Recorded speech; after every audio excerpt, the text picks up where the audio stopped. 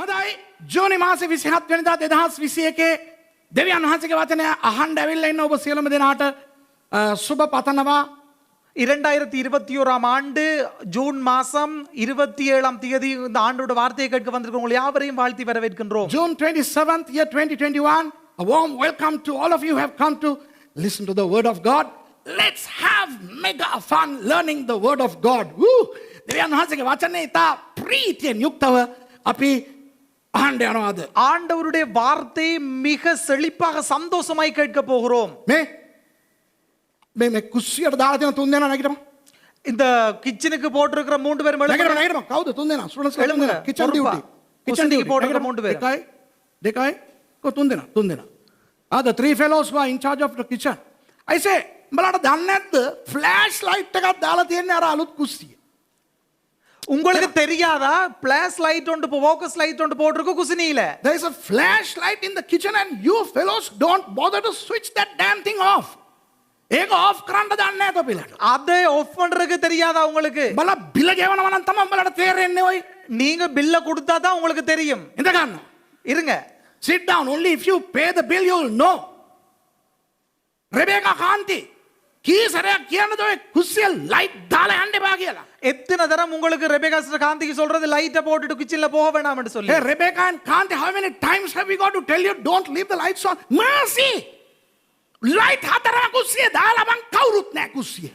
அதாவது sister mercy 4 light குசினில போடப்பட்டிருக்கு of பண்றதுக்கு ஒருத்தரும் இல்ல. Hey Mercy, do you know that all four lights are on in the kitchen and nobody in the kitchen? බලපම්මන් කුණු ගොඩේ ගෙරප්පුවක් දාලා දැන් මේ හරක් இந்த பாருங்க இந்த குப்பையில கரப்பதான் இல்ல குப்பையில முள்ளு கரண்டிய வீசி இருக்கிறாங்க. Look at this stupidity. Somebody has thrown the fork in the bin, in the trash. මේ වගේ ඒවා නිතරම බෙල්වුඩ් වල ඇහෙනවා කිරිකොකා.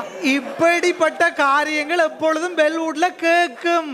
These things are always there in Bellwood. Not only these things, many more.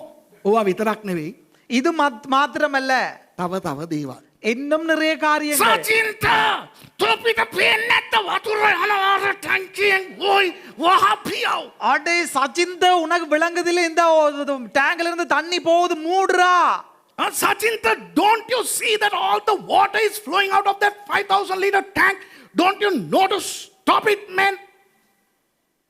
Michael එනවා මංගාවට. இப்ப மைக்கேல் வாராரு நடத்துல.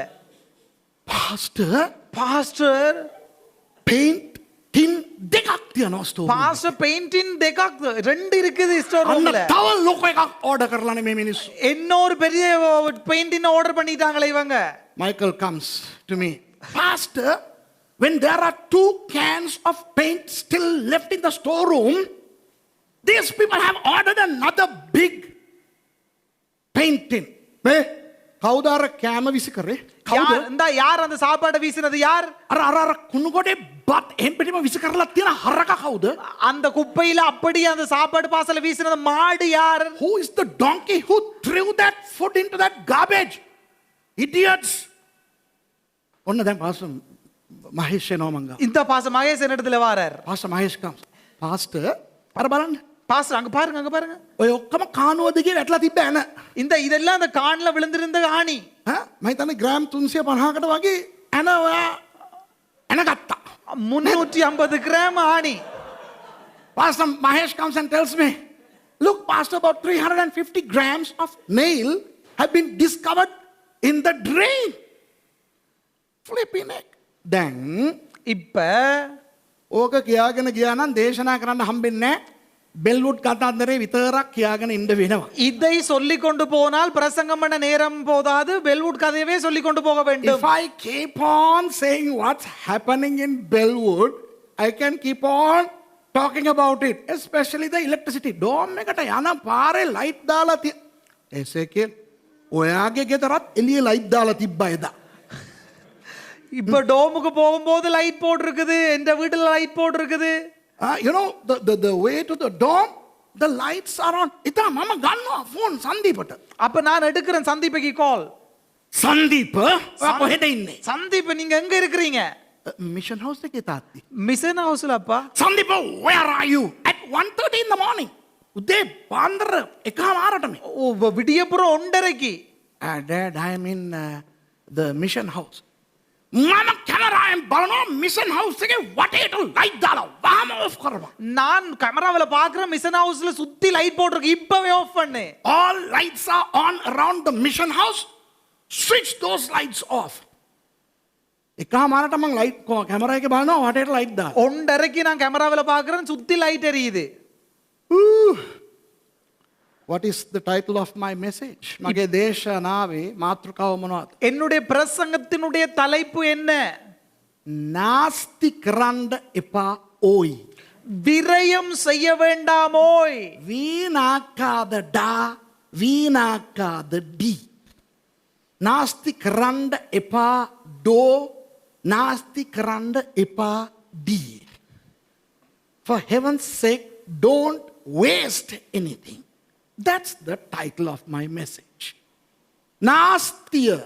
விரயம். මේ මගේ කාලේ නිකන් නාස්ති කරන්න එපා හරිද? இந்த நேரத்தை வீணாக்காதீங்க. Don't waste time. Waste my time, man. How many times do we hear this? From how many people? කී දෙනෙක් ඔය වගේ දේවල් කියනවා. எத்தனை பேர் இப்படிப்பட்ட காரியங்களை சொல்கிறார்கள்? දැන් මිත්‍රවරුනි, දෙවියන් වහන්සේ අද අපිට අනර්ග අනුශාසනාවක් දෙනවා උන්වහන්සේගේ වචනේ. நண்பர்களே, இன்று நமக்கு ஆண்டவர் மிக சிறந்த ஆலோசனை கொடுக்கிறார் வார்த்தையிலே இருந்து. This morning our God is ready to give us an advice on a very practical element called waste. නාස්ති කරන්න එපා කියලා උන්වහන්සේ කියලා දෙනවා. விரயம் செய்ய வேண்டாம் என்று ஆண்டவர் சொல்லி இருக்கிறார். දැන් වචනයෙන් උන්වහන්සේ අපිට කියලා දෙන්න යන්නේ. வார்த்தையிலே இருந்து சொல்லி தர போவதில்லை. Is போறார். வார்த்தை என்ன குர்ஆன்ல இருந்து பேசுற ஐடியாவா? குர்ஆன் போனது பகவத் கீதையா? கம்பராமாயணம். வார்த்தையிலிருந்து சொல்லி தர போகிறார். என்ன மொழிபெயர்க்கிற நீ? I am going to be the instrument delivering this message, but let me tell you something. I am 100% guilty of the subject. දැන් මම දේශනා කරාට හලෝ நான் பிரசங்கம் பண்ணினதற்கு වස ලැජ්ජාව මොනවද කියනවනම් මමත් ඔක්කොම එක්ක ඉඳගෙන මේක අහන්න වෙලා තියෙනවා. මොකද මමත් වැරදිකාරයෙක් කොයි. நானும் பிழையாளி என்றபடினாலே மற்றவர்களோடு கூட இருந்து இந்த பிரசங்கத்தை கேட்க வேண்டியாயிற்று. ඇත්තට මේ දේශනාව කරන්න කොහෙන්වත් මම සුදුස්සෙක් නෙවෙයි. இந்த பிரசங்கத்தை பண்ணுவதற்கு எந்த வழியிலும் நான் தகுதியானவன் இல்லை. I am not at all worthy in any way to deliver this sermon. So I am just an instrument. Let us all receive this spanking from the Holy Spirit. ඒ නිසා අපි ඔක්කොම එකට සුදාත්මන් වහන්සේගෙන් මේ පාරක් අද ලබා ගන්න. எனவே நாம் அனைவரும் பரிசுத்த ஆவியானவரிடத்திலிருந்து ஒரு அடி ஒன்று வாங்கிக் கொள்வோம் இன்றைக்கு. ඉතින් නාස්ති කිරීම ගැන කතා කරනකොට අපි මොන දේවල් නාස්ති කරනවදනේ? விரயத்தை குறித்து நாம் பேசும்போது எந்த காரியங்களை நாம் வீணாக்குகிறோம்? Talking about waste. How many things do we waste, man? So we cannot make it a topical sermon as to what are the things that we are wasting on a daily basis.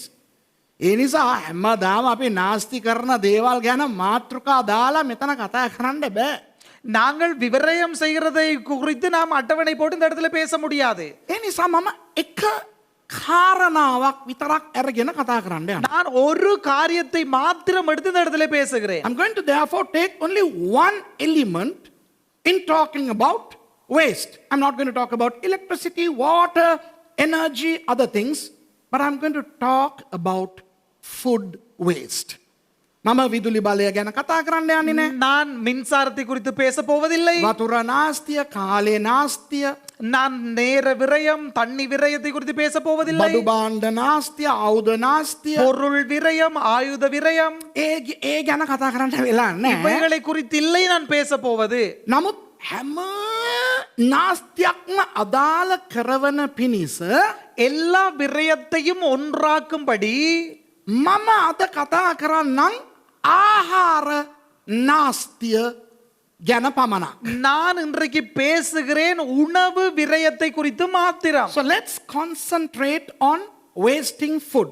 දැන් මම Bible පද ටිකක් කියන්නම් සටහන් කරගන්න. හොඳේ? நான் வேத வசனம் சொல்லுகிறேன், குறித்துக் கொள்ளுங்கள். ඔක්කොම පද අපි කියවන්න වෙලා නැහැ. எல்லா வசனங்களையும் வாசிக்க நேரம் இல்லை நமக்கு. I'm going to mention certain scripture verses.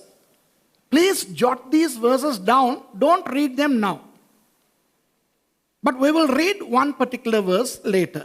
එක පදයක් විතරක් පස්සේ අපි කියමු. ஒரு வசனத்தை மாத்திரம் பின்பு வாசிப்போம். මතෙව් 14:20. மத்தேயு 14ஆம் அதிகாரம் 20ஆம் வசனம். Matthew chapter 14 and verse 20. Mark 6:43. மாற்கு 6ஆம் அதிகாரம் 43ஆம் வசனம். Mark chapter 6 and verse 43. Luke 9:17. லூக்கா 9ஆம் அதிகாரம் 17ஆம் வசனம். Luke chapter 9 and verse 17. யோவான் 6:12-13.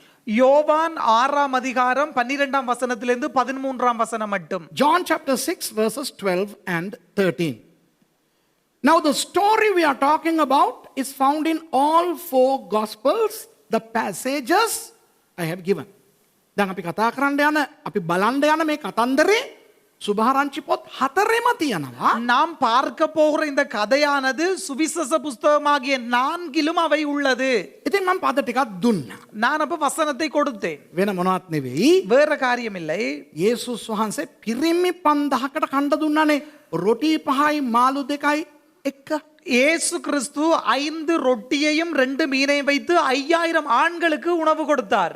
Jesus fed 5,000 men with 5 loaves and 2 fishes. දැන් බයිබල් විශාරදවරු කියනවා இப்ப வேத ஆராய்ச்சியாளர்கள் சொல்கிறார்கள், ඒ පිරිමි 5000 ඒගොල්ලන්ගේ භාර්යාවන් එක්ක ඉන්න ඇති, බොහෝ අය දරු පැටව් එක්ක ඉන්න ඇති. ඒ නිසා දල වශයෙන් 12000ක් පමණ මිනිස්සු ඉන්න ඇති කියලා. இந்த வந்த 5000 ஆண்களும் தங்களுடைய மனைவிமாரோடு வந்திருப்பார்கள், பிள்ளைகள் சகிதங்களோடு வந்திருப்பார்கள். எனவே இவர்கள் குறைந்தது 12000 இருந்திருப்பார்கள் என்று சொல்கிறார்கள். Bible scholars try to say, they deduce that many of the 5,000 men must have brought their wives and their children. So there must have been around 12,000 people. Now we really don't know exactly how many thousands, but it is a possibility that there would have been 12,000 people altogether. But who cares? Don't worry.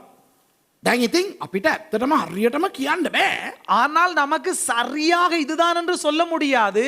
12000ක් විතර මිනිස්සු ඉන්න ඇති.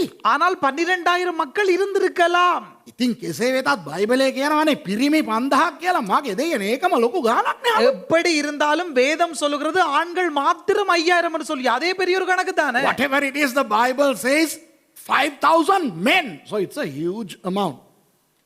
Now these verses that I told you, what do they say? දැන් මම ඔයගලන්ට කියපු දැන් ඔයගොල්ලෝ ලියාගත්ත මේ පද ටික මොනවද කියන්නේ? இப்ப நான் உங்களுக்கு கொடுத்த நீங்கள் எழுதி கொண்ட வசனம் என்ன சொல்லுகிறது? කාලා ඉවර වෙලා சாப்பிட்டு முடிந்த பின்பு ඒගොල්ලෝ ඒ කෑමවල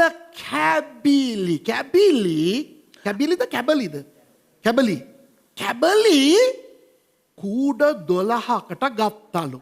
அவர்கள் சாப்பிட்டு முடிந்த பின்பு அவைகளினுடைய மிகுதியை துணிக்கைகளை 12 கூடைகள் நிறைய சேர்த்தார்கள். When subsequent to eating, Jesus made the disciples collect the fragments of the food to 12 baskets. දැන් ඕවයින් මොකක් හරි එක පදයක් අපි කියවමුද? இப்ப இவையில இருந்து ஏதாவது ஒரு வசனத்தை நாம் හරි வாசிக்கலாம். අපි යොහන් එකේ තියෙන පදේ කියවමුකෝ. யோவான்ல வாசிப்போம். Let's read the passage in John chapter 6 and verse 12. Yohan 6 யோவான் 6 12 වෙනි පදය. 12ஆம் வசனத்துல இருந்து 13ஆம் வசனம் மட்டும். 12 විතරක් කියවමුද? 12 மட்டும் வாசிப்போமா? ඔවුන් තෘප්තියට පැමිණි කල කිසිවක් නැති නොවන පිණිස ඉතිරි වූ කැබලි එකතු කරපාල්ලෑයි උන්වහන්සේ තමන් ගෝලයන්ට කීසේක. මෙසේ මනුෂ්‍යයන් කාලා යව රොටි 5න් ඉතිරි වූ කැබලි එකතු කොට පැස් 12ක් පුරවා ගත්තෝය. அவர்கள் திருப்தி அடைந்த பின்பு அவர் தம்முடைய சீசர்களை நோக்கி ஒன்றும் சேதமாய் போகாதபடிக்கு மீதியான துணிக்கைகளை சேர்த்து வையுங்கள் என்றார். அந்தபடி அவர்கள் சேர்த்து வாற்கோதுமை அப்பங்கள் 5 அவர்கள் சாப்பிட்டு மீதியான துணிக்கைகளினாலே 12 கூடைகளை நிரப்பினார்கள். And when they had eaten their fill, he told his disciples, "Gather up the leftover fragrance, that nothing may be lost." So they gathered them up and filled 12 baskets with fragments from the 5 barley loaves left by those who had eaten. දැන් ඔය පදයට අපි පස්සේමු තව පද දෙකක් නිකන් ලියා ගන්න. හොඳේ? இப்ப இந்த வசனத்துக்கு பின்பதாக வருவோம். சும்மா இன்னும் 2 வசனங்களை மேலதிகமா எழுதி கொள்ளுங்கள். We will come back to this verse, prior to which I'll give you 2 more verses. Just note them down. මත්තෙව් 15:37. மத்தேயு 15:37. Matthew chapter 15 and verse 37. Mark 8:8. மாற்கு 8ஆம் அதிகாரம் 8ஆம் வசனம். Mark chapter 8 verse 8. මේක වෙන කතාවක්. இப்ப இது வேற கதை. මෙතෙන්දී යේසුස් වහන්සේ 4000කට කණ්ඩ දිනවා. இந்த இடத்துல இயேசு 4000 பேருக்கு உணவு கொடுக்கிறார். ඒකෙදී ඉතුරු වෙච්ච කැබලි කුඩ 7කට ගන්න. அந்த இடத்திலே மிகுதியான துணிக்கையை 7 கூடைகளில் எடுத்தார்கள். Now this pertains to another story where Jesus fed 4,000 men and the fragments of the residue were collected in 7 baskets. ඉතින් මේක කතා දෙකක්. இது 2 கதை. 2 stories. එක කතාවක කූඩ 12ක එකතු කරනවා කැබලි ටික. ஒரு இடத்திலே 12 கூடைகளிலே துணிக்கைகளை சேர்த்தார்கள் மிகுதியை. One of the stories has 12 baskets of fragments and the other story has 7 baskets of fragments. ඊළඟ කතාවේ දෙවෙනි කතාවේ කූඩ 7ක ඒගොල්ලෝ රැස් කර ගන්නවා ඒ කැබලි. இரண்டாவது கதையிலே 7 கூடைகளை அவர்கள் சேர்த்து கொண்டார்கள். දැන් මම ඔබගෙන් ප්‍රශ්නයක් අහන්න. இப்ப நான் உங்களிடத்தில் ஒரு கேள்வி கேட்கிறேன். රොටීද ඉතුරු වෙච්ච රොටීද කූඩ වලට දාන්නේ එහෙම නැත්තම් කඩලා දාපු කෑලිද? இப்ப மிகுதியான ரொட்டியையா அப்பத்தையா கூடையிலே சேர்த்தார்கள் அல்லது அந்த துணிக்கைகளையா சேர்த்தார்கள்? In both these stories, my question to you is, did they gather the leftover bread or fragments of the bread? දැන් අපි Sunday school චිත්‍රවල නැත්තම් යේසුස් කියන චිත්‍රපටිවල අපි දකින්නේ ඒ කූඩවල මේගොල්ලෝ ගන්නේ සම්පූර්ණ රොටි. நாம் சண்டே ஸ்கூலுக்கு படிப்பிக்கிற மாணவர்களுடைய போட்டோக்களையா இருக்கலாம், இயேசுவினுடைய படங்கள்லையா இருக்கலாம். நாங்கள் என்னத்தை பார்க்கிறோம் என்று சொன்னால் முழு ரொட்டியை அல்லது அப்பத்தை தான் பார்க்கிறோம், பிக்காத. In picturesque Sunday school books and in Jesus movies, we see them gathering the residue bread. Whereas the Bible says the fragments, the pieces. ඒවට බයිබලේ කියලා තියෙන්නේ කැබලි. அதாவது துணிக்கைகள் அல்லது துண்டு துண்டு. දැන් සමහර විට අපි තැටිපාන් කනකොට සමහර අය අර උඩ තියෙන කළු කෑල්ල ඉතුරු කරනවා. நாங்கள் அந்த தட்டிப்பான் சாப்பிடும் போது அந்த மேல இருக்கிற அந்த கருப்பு துண்டுகளை மிகுதியாக்குவோம் தானே. Some people when they eat Sri Lankan bread, they leave the upper section which is black. දැන් ඇත්තට තැටිපාන් වල මට ආසයි අර මැද කෑල්ල කන්න. බොහෝ අයට මැද කෑල්ල කන්න ආස නැහැ. இப்ப பானில நான் சாப்பிட விரும்புகிறது இந்த நடுப்பகுதி. நிறைய பேருக்கு நடுப்பகுதி விருப்பம் இல்லை. I like the soft section of the bread, the middle section. Not many people like that. So when I'm eating with other people, I am blessed because I give them the crusty portions and I get what they don't want. අර ඒගොල්ලන්ට මම අර rose වෙච්ච අර අයින් ටික කොන් ටික දීලා මට ආස කරන මැද කෑලි ටික මං ගන්නවා. நான் அந்த ரோசாயின அந்த புன்புறங்களை எல்லாத்தையும் கொடுத்துட்டு நான் நடுவுல உள்ள அந்த பானை மட்டும் நான் எடுத்து சாப்பிட்டு கொள்வேன். දැන් ඔය සෙල්ලම අපි ගොඩක් කෑමවල දානවානේ. இப்ப இது நாங்க நிறைய சாப்பாடுகள் இப்படிப்பட்ட விளையாட்டு போடுவோம் தானே. Many of our foods we play this game. අපිට ආස නැති දේ නෝන්ඩි නැතුව අයින් කරලා අපි ආස දේ විතරක් කනවා. எங்களுக்கு விருப்பம் இல்லாததை நோண்டி இல்லாம அப்படியே அகற்றிட்டு விருப்பமானதை மட்டும் சாப்பிட்டுருவோம். We eat only what we like and nondilessly, I don't know. We just put aside what we don't want. සාමාන්‍යයෙන් සමහර අය මැල්ලුම් ඉතුරු කරනවා. சில பேர் சில கீரைகளை ஒதுக்கி விடுவார்கள். සමහර අයට එළවලු ආස නැහැ ඒවා නෝන්ඩි නැතුව අයින් කරනවා. சில பேருக்கு கீரை விருப்பம் இல்ல இந்த மரக்கறி விருப்பம் இல்ல மரக்கறிகளை ஒதுக்கி விடுவார்கள். ඒව කරන අය අත උස මමත් කරන නිසා මම කියන්නේ. இந்த ඒව කරන අය අත උස්සන්න බෑ. இப்படி செய்யறவங்க கை வைத்துங்க பாப்பா, நானும் செய்யறது தான் சில டைம்ல. I do that all the time. How many of you all do, slowly put aside what you don't want, and you leave it or you throw it. ඒක හිමේට අතහැරලා දානවා. එහෙම නැත්නම් විසික් කරනවා. විශේෂයෙන් මෙහෙ කැම විසි කරන්න බෑ කියලා நீதிයක් තියෙන නිසා හොරෙන් විසි කරනවා. இப்ப இந்த இடத்துல சாப்பாட்டை வீசக்கூடாதுன்ற ஒரு நீதி இருக்கு, கட்டளை இருக்கிறபடினால களவா வீசுவார்கள். சில பேர் அப்படி வீசி There is விடுவார்கள். a rule here that you are not supposed to throw food, so they throw it secretly. මට නම් හරි ආසයි බත් වල දංකුඩු ගන්න. දංකුඩු அந்த கடைசில சட்டில ஒட்டி இருக்கும் கருப்பு கருப்பா, அது சாப்பிட சரியான ஆசை. Once you cook rice, there is the dankudu. I don't know how to say that in English, man. The sticky part of the rice that gets stuck in the rice cooker, and it's dark, and you have to surround to find that and eat. I love that. Do you like that? It's fun, man. ඉතින් අර අපිට ඒක පුරුද්දක් තියෙනවා. ආස ටික කනවා, නැති ටික නෝන්ඩි ගාතෝ විසි කරලා දානවා. அப்ப நமக்கு பழக்கம் இருக்கிறது, விரும்பினதை சாப்பிடுவோம், விருப்பம் இல்லாததை அறிந்து விடுவோம். So it is a normal thing for us to just leave what we don't want to eat. Now in the story of the 5,000 men, the 5 loaves and the 2 fishes, they ate in the afternoon, right? ඒගොල්ලෝ කෑවේ හවසනේ. මතකද ඒ කතාව? අර 5000කට කණ්ඩ දීපු කතන්දරේ. அவர்கள் சாப்பிட்டது மாலையிலே. உங்களுக்கு ஞாபகம் இருக்கு 5000 பேருக்கு சாப்பாடு கொடுத்ததுக்கு சம்பவம்? දැන් මම තව ප්‍රශ්නයක් ඔයගොල්ලන්ගෙන් අහන්න. இன்னொரு கேள்வி உங்களிடத்துல கேட்கிறேன். ඉතුරු උනේ රොටි නම් மிகுதியானது அப்பம் என்றால் ඒ රොටි ටික කූඩවලට දාලා ගත්තා නම් කමක් නැහැ. இப்ப அந்த ரொட்டி அந்த அப்பத்தை கூடைகளிலே போட்டால் பிரச்சனை இல்லை. කාට හරි යනකොට දීගෙන හරි යන්න පුළුවන් නේ. யாருக்காவது போகும்போது கொடுத்து கொண்டு சரி போக இருந்துச்சு இல்லையா? If what was left was the full bread, the 12 basket full of full bread, it is okay to take them. Why?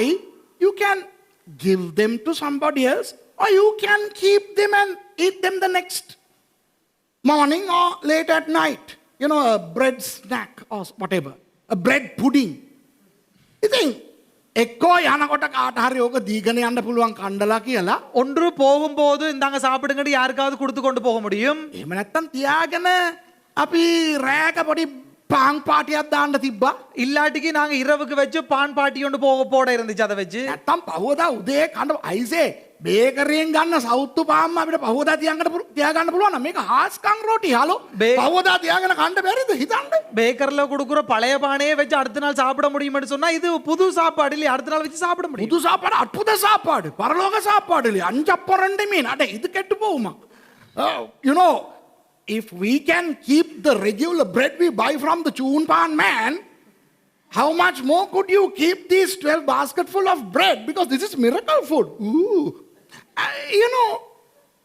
But here, fragments. Do you eat fragments or can you give away fragments? Come on. මේ අර වගේ අර ඉතුරු කැබලි කියන්නේ අර කාලා කෑලි. சாப்பிட்டு மிகுதியான துண்டுகள், துணிக்கைகளை தான் அவர்கள் சேர்த்தார்கள். මේ ඔයගොල්ලෝ දන්නවද ජෝක් එක මොනවද කියලා? உங்களுக்கு தெரியுமா என்ன ஜோக்னு சொல்லி?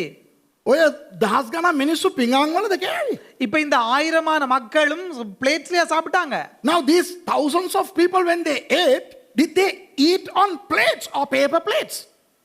අර paper plate, cardboard plate ඒවයින්ද කෑවේ? කවුද හලෝ plate ගෙනියන්නේ වනාන්තරයට දේශනා අහන්න යනකොට? பேப்பர் பிளேட்ல இல்லடி ரே அப்படியே சாப்பிட்டாங்க. யார் வனாந்திரத்துக்கு கோப்பிகளை கொண்டு போவார்கள்? රොටි සහ මාළු දෙකම වියලි දේවල්. ඉස්රායල් ගිය කට්ටිය ඔය කාලා තියෙනවානේ. இஸ்ரவேலுக்கு போனவர்கள் சாப்பிட்டு இருப்பீங்க. அப்பமும் அந்த மீனும் காய்ந்த உலருணர்வு மாதிரி. The food was bread and fish. How many times we have eaten that in Israel? Now, you don't need a plate to eat those, bread and fish. Yang. And the fragments fall on the floor, not onto a plate. ඉතින් අපි ඒ රොටි මාළුයි අරගෙන මේ අතේ රොටිය මේ අතේ මාළුව කනකොට කැබෙලි වැටෙන්නේ බිමට හලෝ. நல்லா கேளுங்க, நாங்க வந்து அந்த ரொட்டியையும் அந்த மீனையும் சாப்பிடும்போது கையில வச்சே சாப்பிடலாம். அப்ப அந்த துண்டுகள் விழுவது கீழே நிலத்திலே.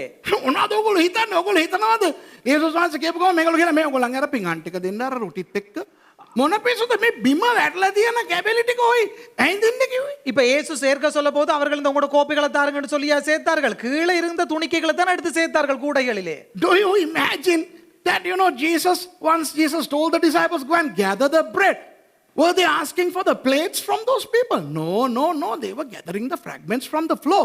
I still don't know, I will never know until I make it to heaven as to how and where they got the 12 baskets. මට දන්නේ නැහැ. ස්වර්ගයට ගිහිල්ලා දෙවියන් වහන්සේගෙන් අහනකම් මම දන්නේ නැහැ කොහෙන්ද අහලා අර කූඩ 12 හම්බුනේ කියලා. எனக்கு பரலோகத்துக்கு போய் ஆண்டவரிடத்துல கேட்க மட்டும் எனக்கு தெரியாது அந்த 12 கூடைகளையும் அங்கே இருந்து பெற்றுக்கொண்டார்கள் என்று சொல்லி. ඇත්තනේ කූඩ අරගෙන කවුරුත් වනාන්තරයට එන්නේ නැහැ නේ හලෝ දේශන අහන්න. உண்மையாகவே பிரசங்கம் கேட்பதற்கு கூடை எடுத்துக்கொண்டு யாரும் வராந்திரத்துக்கு வர மாட்டாங்க தானே. Who will go to the wilderness to listen to a sermon with a basket? Anyway, leave that aside. Jesus did not want to waste even the fragments. ඒ කැබලි පවා උන්වහන්සේ නාස්ති කරන්න කැමති වුණේ නැහැ. அந்த துணிக்கை துண்டுகளை கூட ஆண்டவருக்கு விருதாவாக விருப்பமில்லை. வீணாக்க கிறிஸ்தவ சொல் பயன்படுத்தக்கூடாது. விருதா என்பது ஒரு கிறிஸ்தவ சொல் அன்பரே. வீணாக்க கூடாது என்று சொல்ல, அப்பொழுதுதான் சுரணை கெட்டவர்களுக்கு ஏறும். මම තද වෙලා කතා කරන්නේ වෙන කවුරු එක්කවත් නෙවෙයි ඕයි මං ගැන මොන තරම් බූර්වෙක්ද ඕයි මං. நான் கோபப்பட்டு பேசுவது என்னை குறித்து தான். நான் இவ்வளவு கழுத. I am so angry with me because this message is talking to me, man. I am a waster. මම කොච්චර දේවල් නාස්ති කරලා තියෙනවද? நான் இவ்வளவு காரியங்களை வீணாக்கி இருக்கிறேன். අනේ අපි හැදෙමුද අදවත්? நாம் இன்றைய சரி திருந்துவோமா? කී දෙනෙක් හැදෙන්න කැමතිද? எத்தனை பேர் திருந்த How விரும்புகிறீர்கள்? many of you all want to change from today? Look at my hand. I want to. You want to change? Thank you. Yohan 6:12-13 හේතුව කියනවා නේ මේ පොඩක් ඉන්න. யோவான் 6:12-13 காரணம் சொல்லப்படுகிறது. Now Jesus is explaining the reason in John chapter 6 verses 12 and 13. යේසුස් වහන්සේ හේතුව දුන්නයින් පස්සේ இயேசு கிறிஸ்து காரணத்தை கொடுத்தார். කාරණத்தை சொன்ன பின்பு சொன்ன பின்பு බොරුවට ඕගොල්ලෝ ආත්මික හේතු රිංගවන්න එපා. நீங்கள் சும்மா பொய்க்கு ஆவிக்குரிய அர்த்தங்களை புகுத்த வேண்டாம். If Jesus has provided the reason, do not try to inject other reasons. දැන් අපේ පොරවල්ල ආත්මිකයිනේ. இப்ப நம்மட ஆட்கள் வந்து பயங்கர ஆவிக்குரியவர் மேதைகள் தானே. උන්ගේ වැඩේ හැම එකක්ම ආත්මික නේත්‍රාවලින් බලන එක. எங்களுடைய ஆட்கள் எப்பவுமே இது ஆவிக்குரிய கண்களினாலே தான் குற்று நோக்குவார்கள். Since our people are spiritual all the time, they want to look through a spiritual eye at everything. කූඩ 12. 12 கூடைகள். කූඩේ කියන්නේ ආත්මිකව මේක. அந்த கூடை என்பது ஆவிக்குரிய விடயம். 12 කියන්නේ ආත්මිකව අරක. அந்த 12 என்பது ஆவிக்குரிய அர்த்தமுள்ள இலக்கம். කැබෙලිටි කියන්නේ ආත්මිකව අනිත් එක. அந்த துண்டுகள் என்பது துணிக்கைகள் என்பது ஆவிக்குரிய மற்றது. ඒ නිසා අරක අරන් මේකත් එක්ක සම්බන්ධ කරලා අනිකක් එක්ක බලනකොට මිත්‍රවරුනි මෙන්න මේක තමයි ඒ කූඩ 12 අදහස් කරන්නේ. හලෙලුයා. அதை எடுத்து இதோட ஜாயின் பண்ணி மற்றதோட சேர்த்து பார்க்கும்போது இந்த இப்படி அர்த்தம். அல்லேலூயா. A basket means symbolically this. 12 means biblical numerologically that. And the fragments in biblical metaphorical symbolism is the other. So you take this, that, and mix with the other. Oh wow, look at the prophecy for you today. Hallelujah. Now, එකතු කරන්න කිව්වා. இல்ல ஓய் சேர்க்க சொன்னார். එකතු කරනකොට කූඩ 12කට ආවා. சேர்க்கும் போது 12 கூடை ஆயிட்டது. එච්චරයි කතා. அவ்வளவுதான் கதை. No milk crane kirikoka. You know when Jesus told them, they went and gathered it so happened that, 12 baskets full of fragments were gathered. Don't make something simple spiritual. Normal එකක් ආත්මික කරන්න එපා. நிகன் சாதாரணமான ஒன்றை சும்மா ஆவிக்குரிய விடயமாக்க வேண்டாம். අපේ උන් normal ඒවා ආත්මික කරනවා, ආත්මික ඒවා normal කරනවා. எங்களுடைய ஆட்கள் சாதாரணத்தை ஆவிக்குரிய விடயமாக்கி ஆவிக்குரிய விடயத்தை சாதாரணமாக்கி விடுவார்கள். Our people make a normal thing spiritual and a spiritual thing normal. Here we are talking about a normal thing. Jesus is explaining as to why. இயேசுஸ் வாசி කියනවා ඇයි කියලා. ආයෙ කියවන්න. இயேசு கிறிஸ்து சொல்லுகிறார் அது ஏன் என்று சொல்லி வாசிப்போம் மறுபடியும். ඔවුන් තෘප්තියට පැමිණි කල කිසිවක් නැති නොවන පිණිස. அவர்கள் திருப்தி அடைந்த பின்பு ஒன்றும் சேதமாய் போகாதபடிக்கு. Yeah, read the last line. So that, verse 13 I think. Yeah, or verse 12. So they gathered them up and No, filled verse 12. Yeah, verse 12. Read verse 12. that nothing may be lost. That nothing may be lost. It's alright. ඇයි එකතු කරේ දැන් කියන්න මට? ஏன் சேர்த்தார் என்று சொல்லுங்க பாப்பா. இப்ப சொல்லுங்க. ඇයි එකතු කරේ? Why did they gather? Tell ஏன் me. சேர்த்தார்? So that nothing will be lost. ඒ කියන්නේ කිසිවක් නැති නොවන පිණිස. එහෙම නැත්නම් නාස්ති නොවන පිණිස. ஒன்றும் சேதமாய் போகாதபடிக்கு. ඇයි දන්නවද? ஏன் தெரியுமா? මේක හාස් කමින් ලැබිච්ච එකක් හලෝ. இது அற்புதத்தினாலே கிடைக்கப்பெற்ற ஒன்று This தானே. is a miracle, man. Miraculous food. Yes, now it's fragmented. People can't eat it. But still, don't waste it. That's the philosophy of Jesus. Oh, දැන් ඔය කැබලි අරන් කාටවත් දෙන්නත් බෑ, අපි කන්නත් බෑ. අනික බිම වැටලා තියෙන්නේ ඔවා. இந்த துணிக்கை எடுத்து சாப்பிடவும் முடியாது மற்றவர்களுக்கு கொடுக்கவும் முடியாது. என்ன காரணம்னா கீழே விழுந்து கிடந்தது. ඒ වුණාට යේසුස් වහන්සේගේ ප්‍රතිපත්තිය මොනවද දන්නවද? නාස්ති කරන්නේ. ஆனால் ஆண்டவருடைய கொள்கை என்ன தெரியுமா? வீணாக்க வேண்டாம். දැන් ඔබ මගෙන් ඇහුවනම් இப்ப நீங்கள் என்னிடத்திலே கேட்டால் ඒ ඉතිරි කැබලි කූඩ 12 තිබුණු ඒ කැබලි මොනවද කරේ? அந்த 12 கூடைகளிலே சேர்க்கப்பட்ட துணிக்கைகளை என்ன செய்தார்? What did they do with those 12 baskets full of fragments? How many of you all want to know? இதனைக்கூட දැනගන්න ඕනේ. எத்தனை பேருக்கு தெரிந்து கொள்ள வேண்டும்? මටත් දැනගන්න ඕනේ. எனக்கும் தெரிந்து கொள்ள வேண்டும். මමත් දන්නේ නැහැ. எனக்கும் தெரியாது. Yes, even I want to know. I don't know. But here is a wild guess. Now this is only a guess. Now don't tell me the Holy Spirit will reveal. No, He doesn't have to reveal it. Don't waste the Holy Spirit's revelation. කියන්න එපා. නෑ නෑ සුදාත්මයන් වහන්සේ සමහර අයට එළිදරව් කරලා තියෙනවා. இந்தோ சில பேருக்கு பரிசுத்த ஆவியானவர் வெளிப்படுத்தி இருக்கிறார் என்று சொல்ல வேண்டாம். ඉන්දියාවේ පොරක් කිව්වා. இந்தியாவில இருந்து ஒரு ஆள் சொன்னார். මිනිහා ගියාලු ස්වර්ගෙට. அவர் போனாராம் பரலோகத்துக்கு. අර රොටි පහයි මාළු දෙකයි දීපු කොල්ල එතන හිටියලු. அந்த 5 அப்பத்தையும் 2 மீனையும் கொடுத்த பொடியை நாங்க பரலோகத்துல இருந்தானாம். කීදෙනෙක් බැලුවද මේ වීඩියෝ එක? எத்தனை பேர் பாத்தீங்க அந்த video? How many of you all have seen that video of an Indian guy who claimed that he went to heaven as usual and he saw the boy who had the 5 loaves and 2 fishes. The joke is he's still a boy. ඒකේ විහිළුව මොකද්ද? ඌ තාම කොල්ලෙක්. அவன் என்ன அதுல ஜோக்னு சொன்னா இன்னும் பொடியனாவே இருந்திருக்கான் சின்ன பொடியனா. අර රොටි පහයි මාළු දෙකයි දීලා ගෙදර යනකොට මැරලාද කොහෙද? அந்த 5 ரொட்டியையும் அந்த 2 மீனையும் கொடுத்துட்டு வீட்டுக்கு போகும்போது செத்துருப்பானா இருக்கும். මේ හරක්නේ மாடுகள். එරුම මාடுகள். මාடு පාවම්. You know, these buffaloes, these bisons, I don't know, they think that this boy, after giving the 5 loaves and 2 fishes, he went back home. On his way, he died. Come on.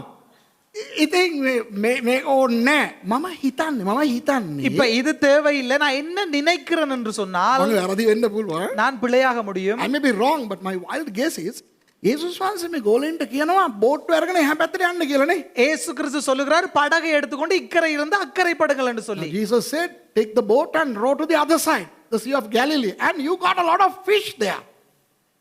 They must have thrown these fragments to the fish. Why? Because even they can't eat them and they can't give them. Why? They are not just fragments, but fragments collected from the floor. People can't eat them, can they? ඉතින් මම හිතන්නේ මේගොල්ලෝ ඒ රොටි කෑලි ටික අර බෝට්ටුවේ යනකොට මාළුන්ට දාගෙන යන්න ඇති.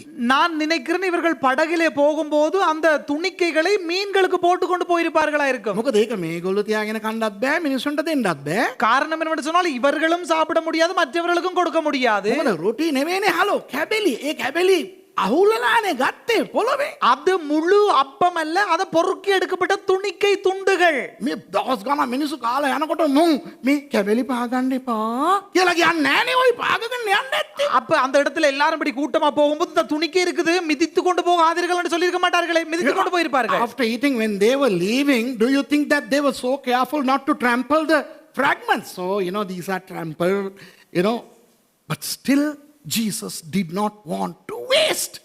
Jesus වහන්සේ ඒක නැති වෙන්න නාස්ති වෙන්න දෙන්න කැමති වුණේ නැහැ. ஆண்டவருக்கு இயேசு கிறிஸ்துவுக்கு தேவைப்பட்டது அதை வீண் விருதாவாக்க தேவைப்படவில்லை. அதை ඒකයි මම කියන්නේ අපේ ඇන්ටිලාට. இதைத்தான் நான் எங்களுடைய அண்டிமாருக்கு சொல்றேன். තේ වක් කරලා ඒ තේ කොළ ටික විසික් කරන්න එපා. මේ මොකක් හරි මල් පැලවලට දාන්න. தேத்தண்ணியை ஊத்தி அந்த தேயிலையை வீணாக்க வேண்டாம், ஏதாவது பூமரத்துக்கு கொண்டு போட்டு விடுங்கள். That is why I tell our aunties here, tea making aunties, once you use the tea, you can, apply them as what fertilizer to the flower, what? Plants.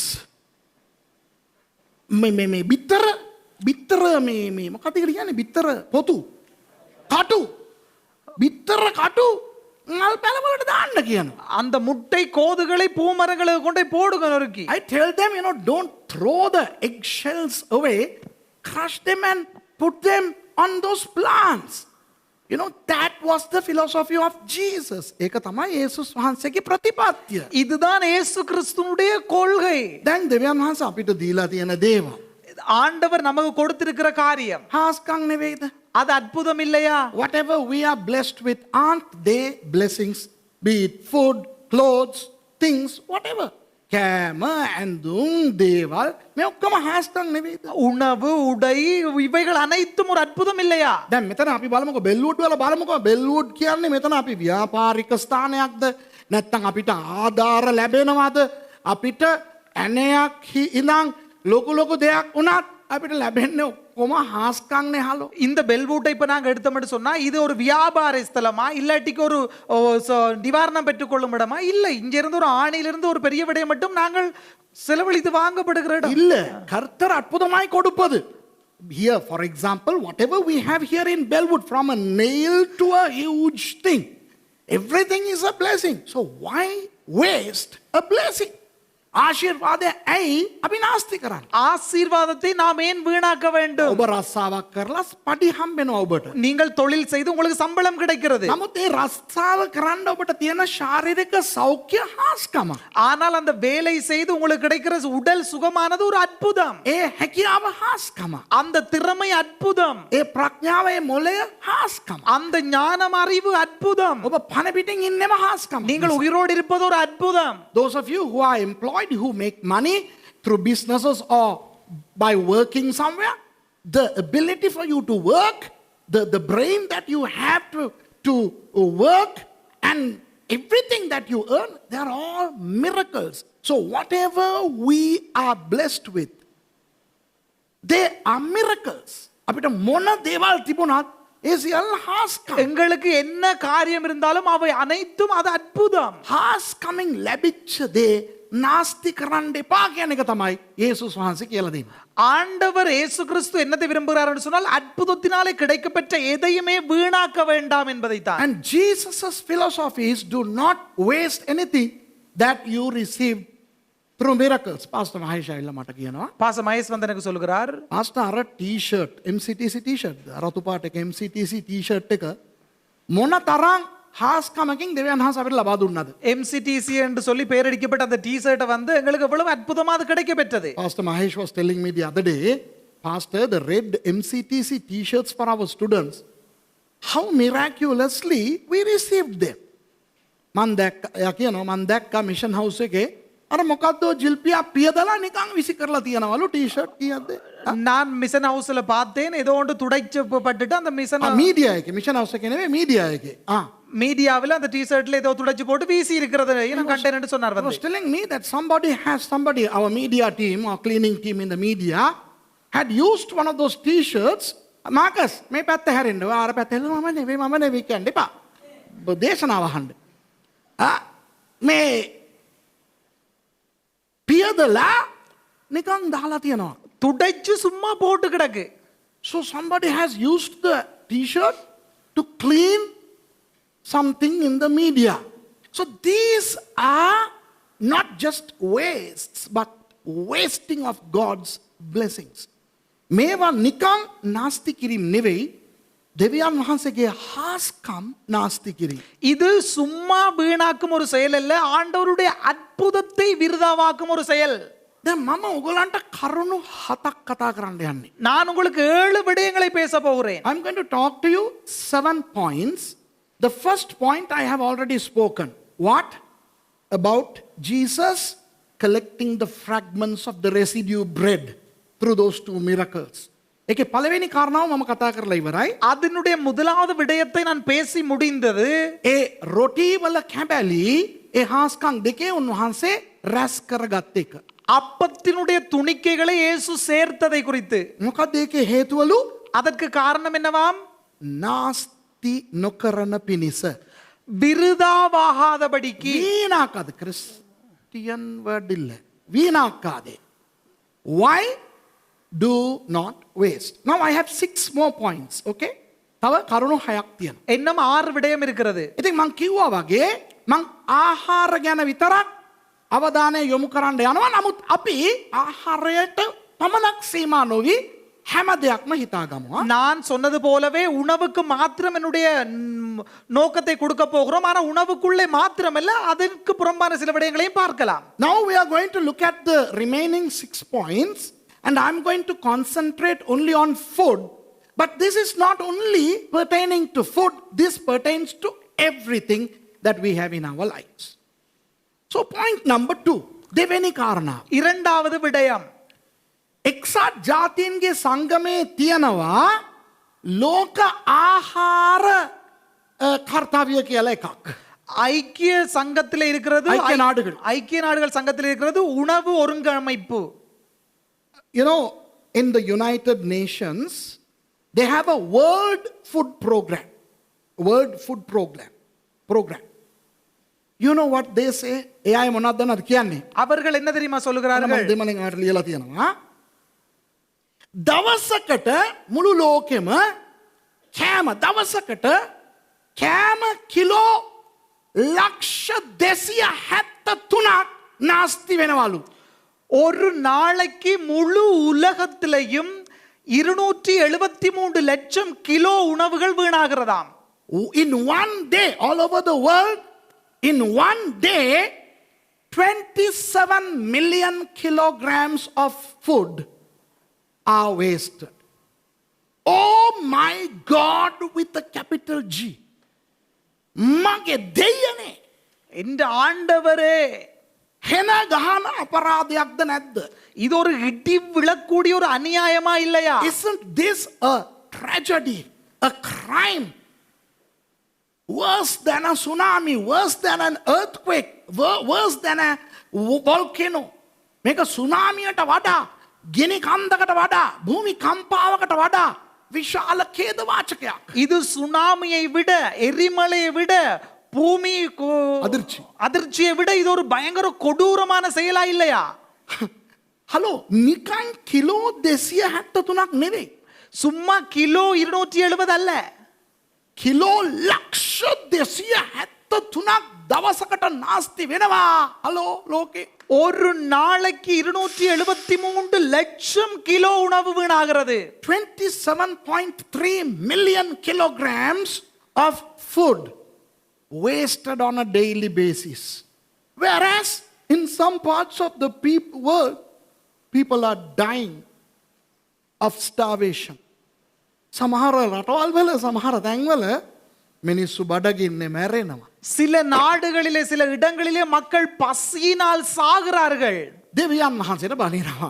ஆண்டவரை திட்டுகிறார்கள். දෙවි කෙනෙක් ඉන්නවා නම් ඇයි ওই මිනිස්සු බඩගින්නේ මැරෙන්නේ? ஆண்டவர் கடவுள் என்று ஆள் இருந்தா ஏன் இப்படி பசியில மக்கள் சாகிறார்கள்? If there is a God, why would people starve to death? Now I have another message which I preached not too long ago on that subject, if there is a God. මම ඒ ගැන දේශනා කරානේ ළඟදී. நான் அருகிலே பிரசங்கம் பண்ணி என்று கிட்ட நாட்களிலே தேவன் ஒரு ஆள் இருக்கிறாரான்னு சொல்லி. දෙවි කෙනෙක් ඉන්නවා නම් කියලා. බොරුවට දෙවියන් වහන්සේට බනින්න එපා. අපිව බැනගම්. இப்ப ஆண்டவருக்கு சும்மா பேச வேண்டாம் எங்களுடைய பிழையை வைத்துக் கொண்டு. ඔන්න ඒගොල්ලෝ කියනවා, ඒ කියන්නේ ලෝක ආහාර අර සංවිධානය විසින් ඒගොල්ලෝ කියනවා இப்ப இந்த உலக உணவு ஒருங்கமைப்பு சொல்லுகிறது 2030 වෙනකොට ඒ නාස්තිය භාගයකින් අඩු කරන්න උත්සාහ කරනවා. 2030 ஆண்டுக்குள்ளே அதை அரைவாசியாக குறைக்க முயல்கிறார்களா? The World Food Program of the United Nations has told that they are trying to cut this waste by half by year 2030. What a tragedy, what a shame on us. මේක කොච්චර ලැජ්ජාසහගත දෙයක්ද අපිට. இது எவ்வளவு வெட்கத்துக்குரிய காரியம் நமக்கு.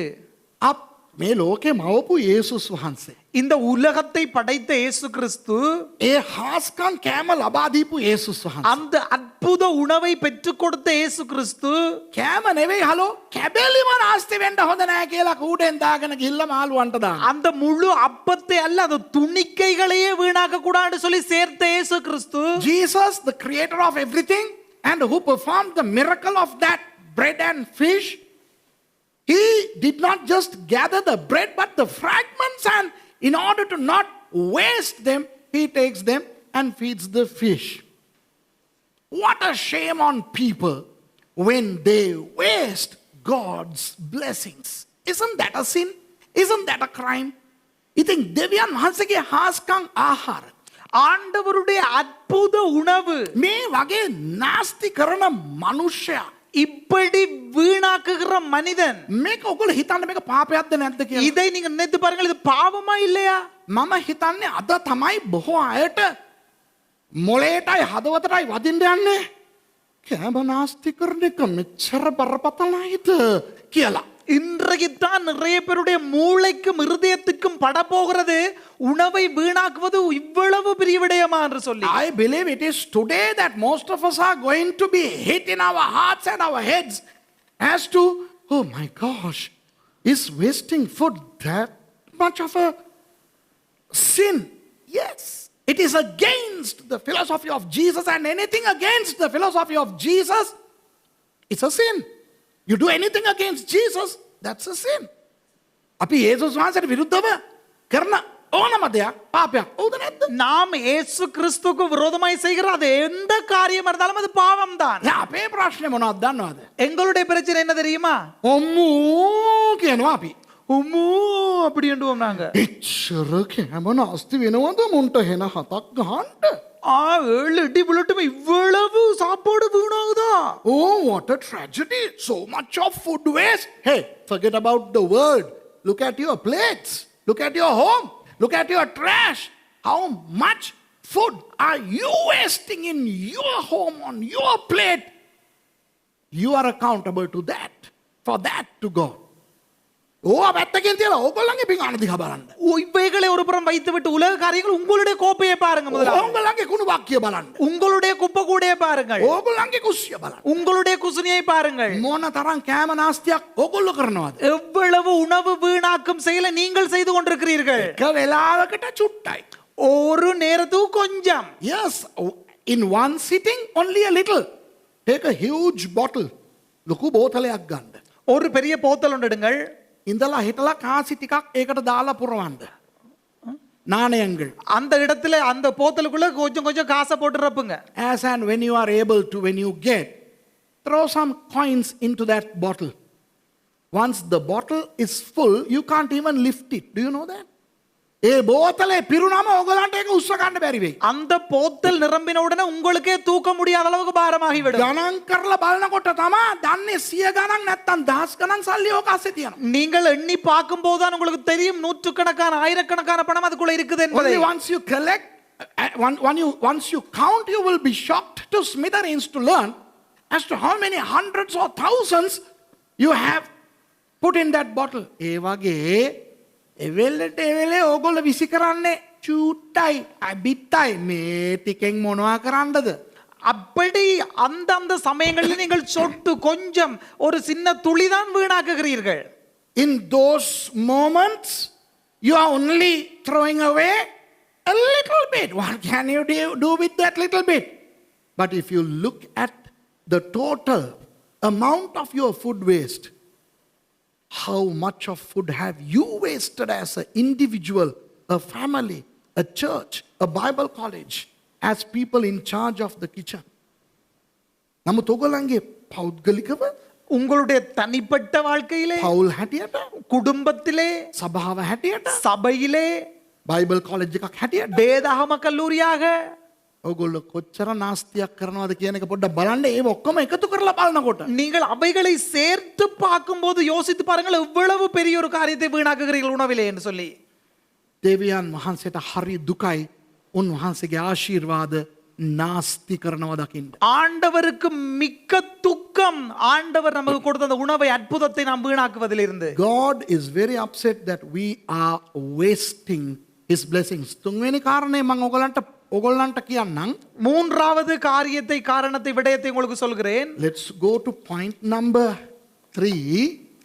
Hey, do you know what was the first ever blessing that God pronounced over man after he created Adam and Eve? ඔගොල්ලෝ දන්නවද දෙවියන් වහන්සේ ආදම්වයි ඒවවයි මවපු විගස ඒගොල්ලන්ට දීපු පළවෙනි ආශිර්වාදය මොකක්ද කියලා? உங்களுக்கு தெரியுமா ஆதாமையும் ஏவாளையும் ஆண்டவர் படைத்த பொழுது அவர்களுக்கு கொடுத்த முதலாவது காரியம் கட்டளை என்னன்னு சொல்லி? උත්පත්ති 1:28. ஆதியாகமம் 1:28. Genesis chapter 1 verse 28. දෙවියන් වහන්සේ ඔවුන්ට ආශිර්වාද කළසේක. දෙවියන් වහන්සේ ඔවුන්ට කියනසේ නුඹලා බෝවි වැඩි වෙමින් පොළව පූර්ණ කොට ඒක යටත් කරගනිව්. මොහුදේ මාක්ෂයන් කෙරෙහිද ආකාශයේ පක්ෂීන් කෙරෙහිද පොළොව පිට හැසිරෙන සියලු සතුන් කෙරෙහිද අධිපතිකම් කරවියයි කීසේක.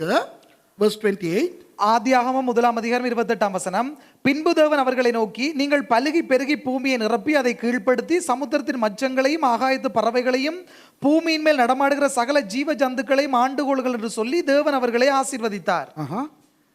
And God blessed them. And God said unto them, be fruitful and multiply, and replenish the earth, and subdue it, and have dominion over the fish of the sea, and over the fowl of the air, and over every living thing that move on the ground. ඔන්න දැන් පාලන බලය දෙනවනේ.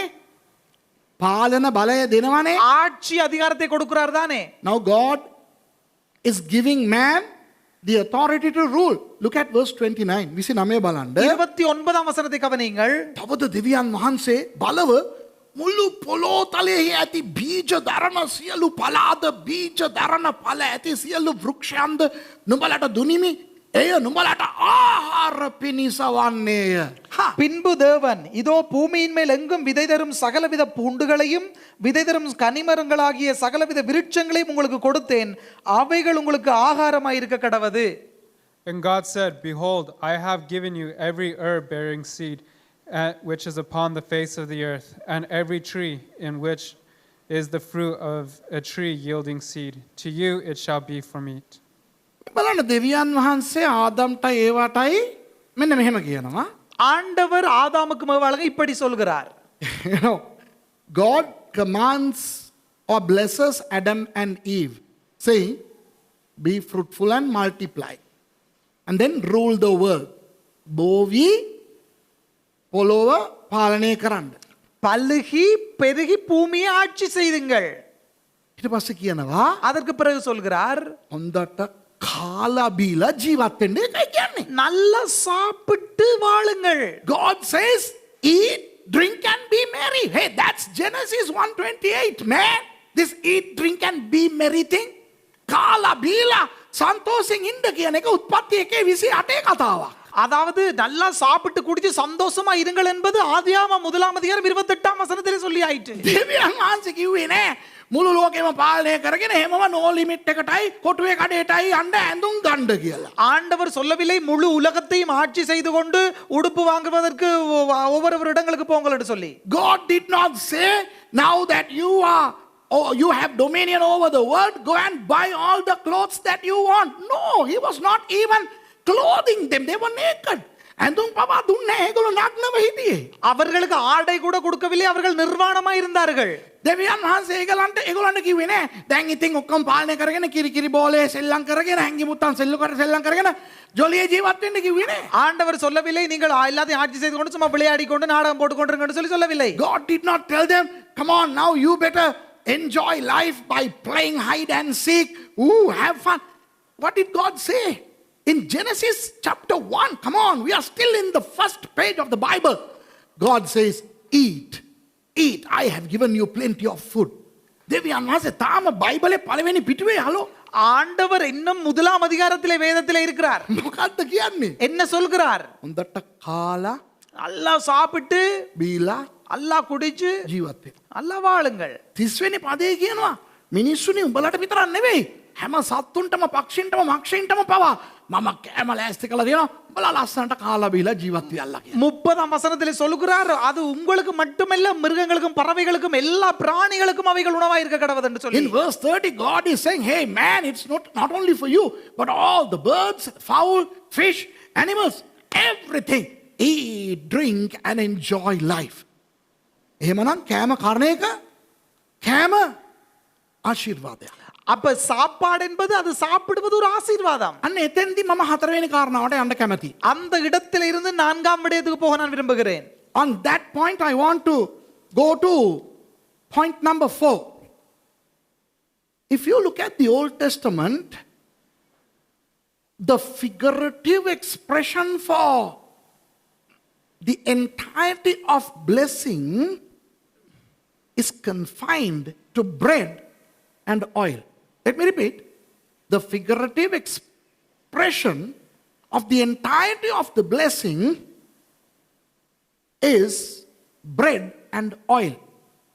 ඒ කියන්නේ සංකේතාත්මකව அடையாள ரீதியாக ආශිර්වාදය බයිබලයේ සඳහන් කරන්නේ ஆசீர்வாதத்தை வேதத்திலே குறிப்பிடுவது රොටි සහ තෙල් වලින් පිරී ජීවත් වෙන්න කියන එකයි. அப்பத்திலேயும் எண்ணெயிலேயும் நிறைந்து வாழுங்கள் என்பதாக. ඔයගොල්ලෝ බයිබලේ කියනකොට ඕක නිතරම දකින්න පුළුවන්. நீங்கள் வேதத்திலே வாசிக்கும் போது இதை அடிக்கடி காணுவீர்களா இருக்கும்.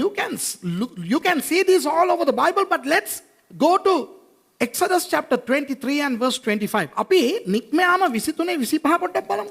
நாங்க 23 25க்கு போவோம். யாத்திராகமம். නුඹලාගේ දෙවියෝ ස්වාමීන් වහන්සේට මෙහෙ කරපල්ලා. උන්වහන්සේ නුඹේ භෝජනයටත් නුඹේ වතුරටත් ආශිර්වාද කරනසේක මම නුඹ මැදෙන් රෝග ඉවත් කරන්නෙමි. නුඹේ දේශ හරි. யாத்ராகமம் 23ஆம் அதிகாரம் 25ஆம் வசனம் கவனிங்க. உங்கள் தேவனாகி கர்த்தரையே சேவிக்க கடவீர்கள், அவர் உன் அப்பத்தையும் உன் தண்ணீரையும் ஆசீர்வதிப்பார், வியாதியை உன்னிலிருந்து விலக்குவேன். And ye shall serve the Lord your God, and he shall bless thy bread and thy water, and I will take sickness away from the midst of thee. Moses ஹரா இஸ்ரவேல் ஜனங்களுக்கு දෙවියන් වහන්සේ කියනවා மோசேயினூடாக இஸ்ரவேல் ஜனங்களுக்கு ஆண்டவர் சொல்கிறார், උඹලා දෙවියන් වහන්සේට සේවය කරපල්ලා. நீங்கள் ஆண்டவரை சேவியுங்கள். උඹලට හොඳට කණ්ඩ බොන්න දෙනවා. ஆண்டவர் நல்லா சாப்பிட கொடுப்பார். You know, God is telling the Israelites through Moses, you serve the Lord and God shall feed you with food and you can drink a lot of water. Then healing. ඊට පස්සේ සුවය. அதற்கு பிறகு சுகம். සුවය වැදගත්. சுகம் முக்கியம். නමුත් කෑමට පස්සේ. ஆனால் சாப்பாட்டுக்கு பின்பு. ඒක වෙන්න ඇති දොස්තරවරු අපිට බෙහෙත් දෙන්නේ කෑමට පස්සේ. அதனால என்னவோ தெரியல, வைத்தியர்கள் எல்லாரும் மருந்து குடிக்க சொல்றது சாப்பாட்டுக்கு பிறகு. We need healing and but healing comes after the blessing of food. I think that's why the doctors give medication after meals, 3 times after meals they say. ඒක මන් දන්නේ. නමුත් ආශිර්වාදය කියන්නේ සේවය කරනකොට මොකද්ද දෙන ආශිර්වාදය? ஊழியம் செய்யும் போது ஆண்டவர் கொடுக்கிற ஆசீர்வாதம் என்ன? දඩ කන්න බොන්න දෙන්න. நல்லா சாப்பிட கொடுக்கிறார். When you serve the Lord, what is the blessing? I will feed you well.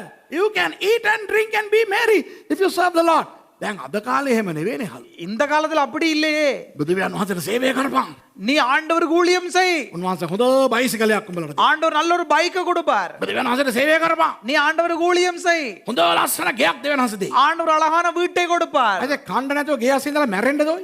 சாப்பிட்டு இல்லாம வீட்டுக்கு இருந்தா செத்து போவா? You know, today the mentality has shifted from food to material blessing. You know, serve the Lord and He shall bless you with a motorbike, a car, a house, and whatnot.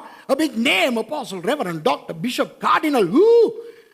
සේවය කරන්න එතකොට ඔයාට හොඳ හොඳ තනතුරු හම්බෙයි. Reverend, Doctor, Bishop, අරු මූ කියලා.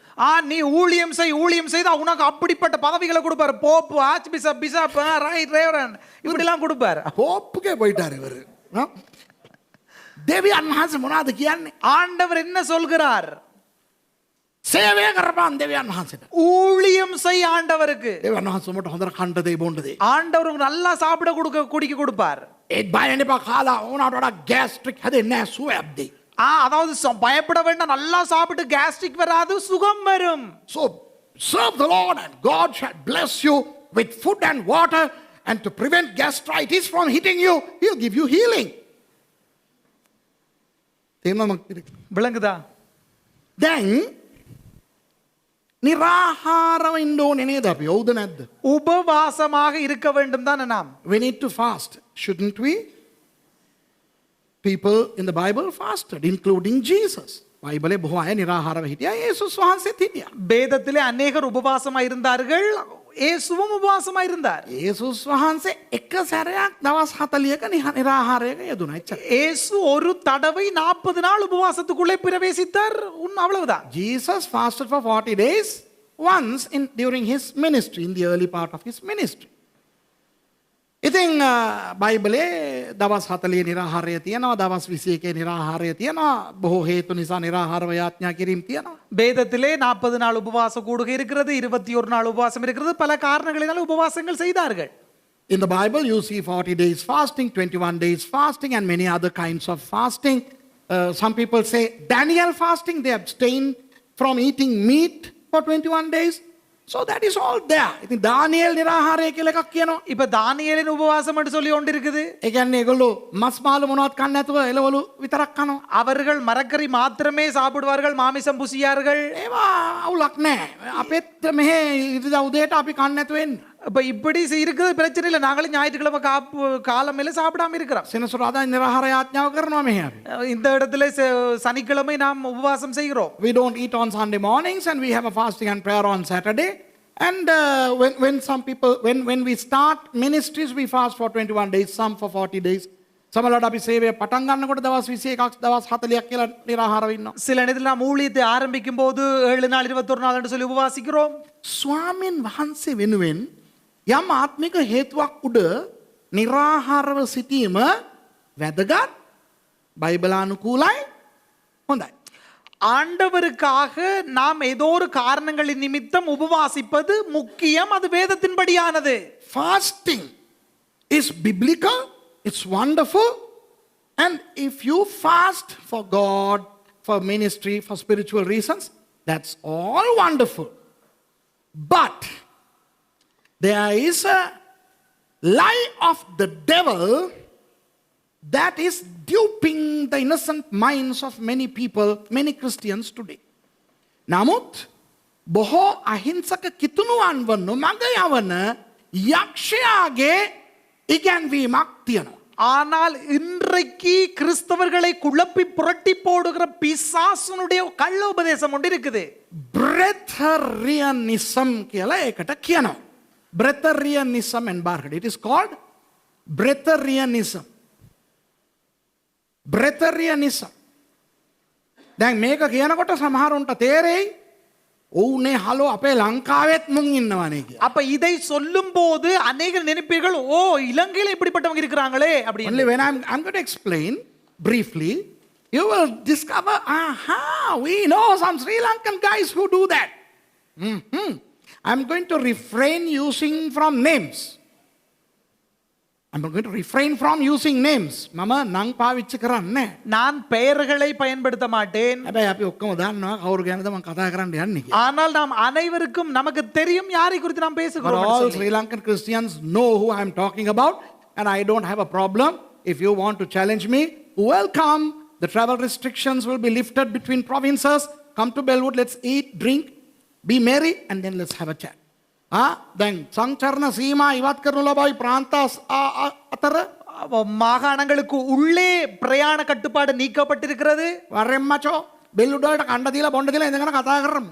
வா மச்சான் பெல்வுட்ல வந்து சாப்பிட்டு குடிச்சு நாங்க பேசலாம். හොම්බෙන් යන්න දෙන්නම් බයිබලේ. බයිබල් வந்து கிழிஞ்சிட்டு போறதுக்கு கொடுக்குறேன். Breatharianism is a lie of the devil from hell. ඔය breatharianism කියන ඉගැන්වීම නරකාදියෙන් එන යක්ෂයාගේ ඉගැන්වීම. இந்த பிரத்தனிசியம் என்கிறது வந்து பிசாசுனுடைய நரகத்தின் உபதேசம். පරවල breatharianism මොකක්ද අනද මුන් උගන්වන්නේ? என்ன தெரியுமா அவர்கள் கற்றுக் கொடுக்கிறார்கள்? අපිට අවශ්‍ය පෝෂණය වාතයේ සහ ඉර එළියේ තිබෙනවා. எங்களுக்கு தேவையான போஷணையானது இந்த வாயுவிலையும் சூரிய ஒளியிலையும் கிடைக்கிறது.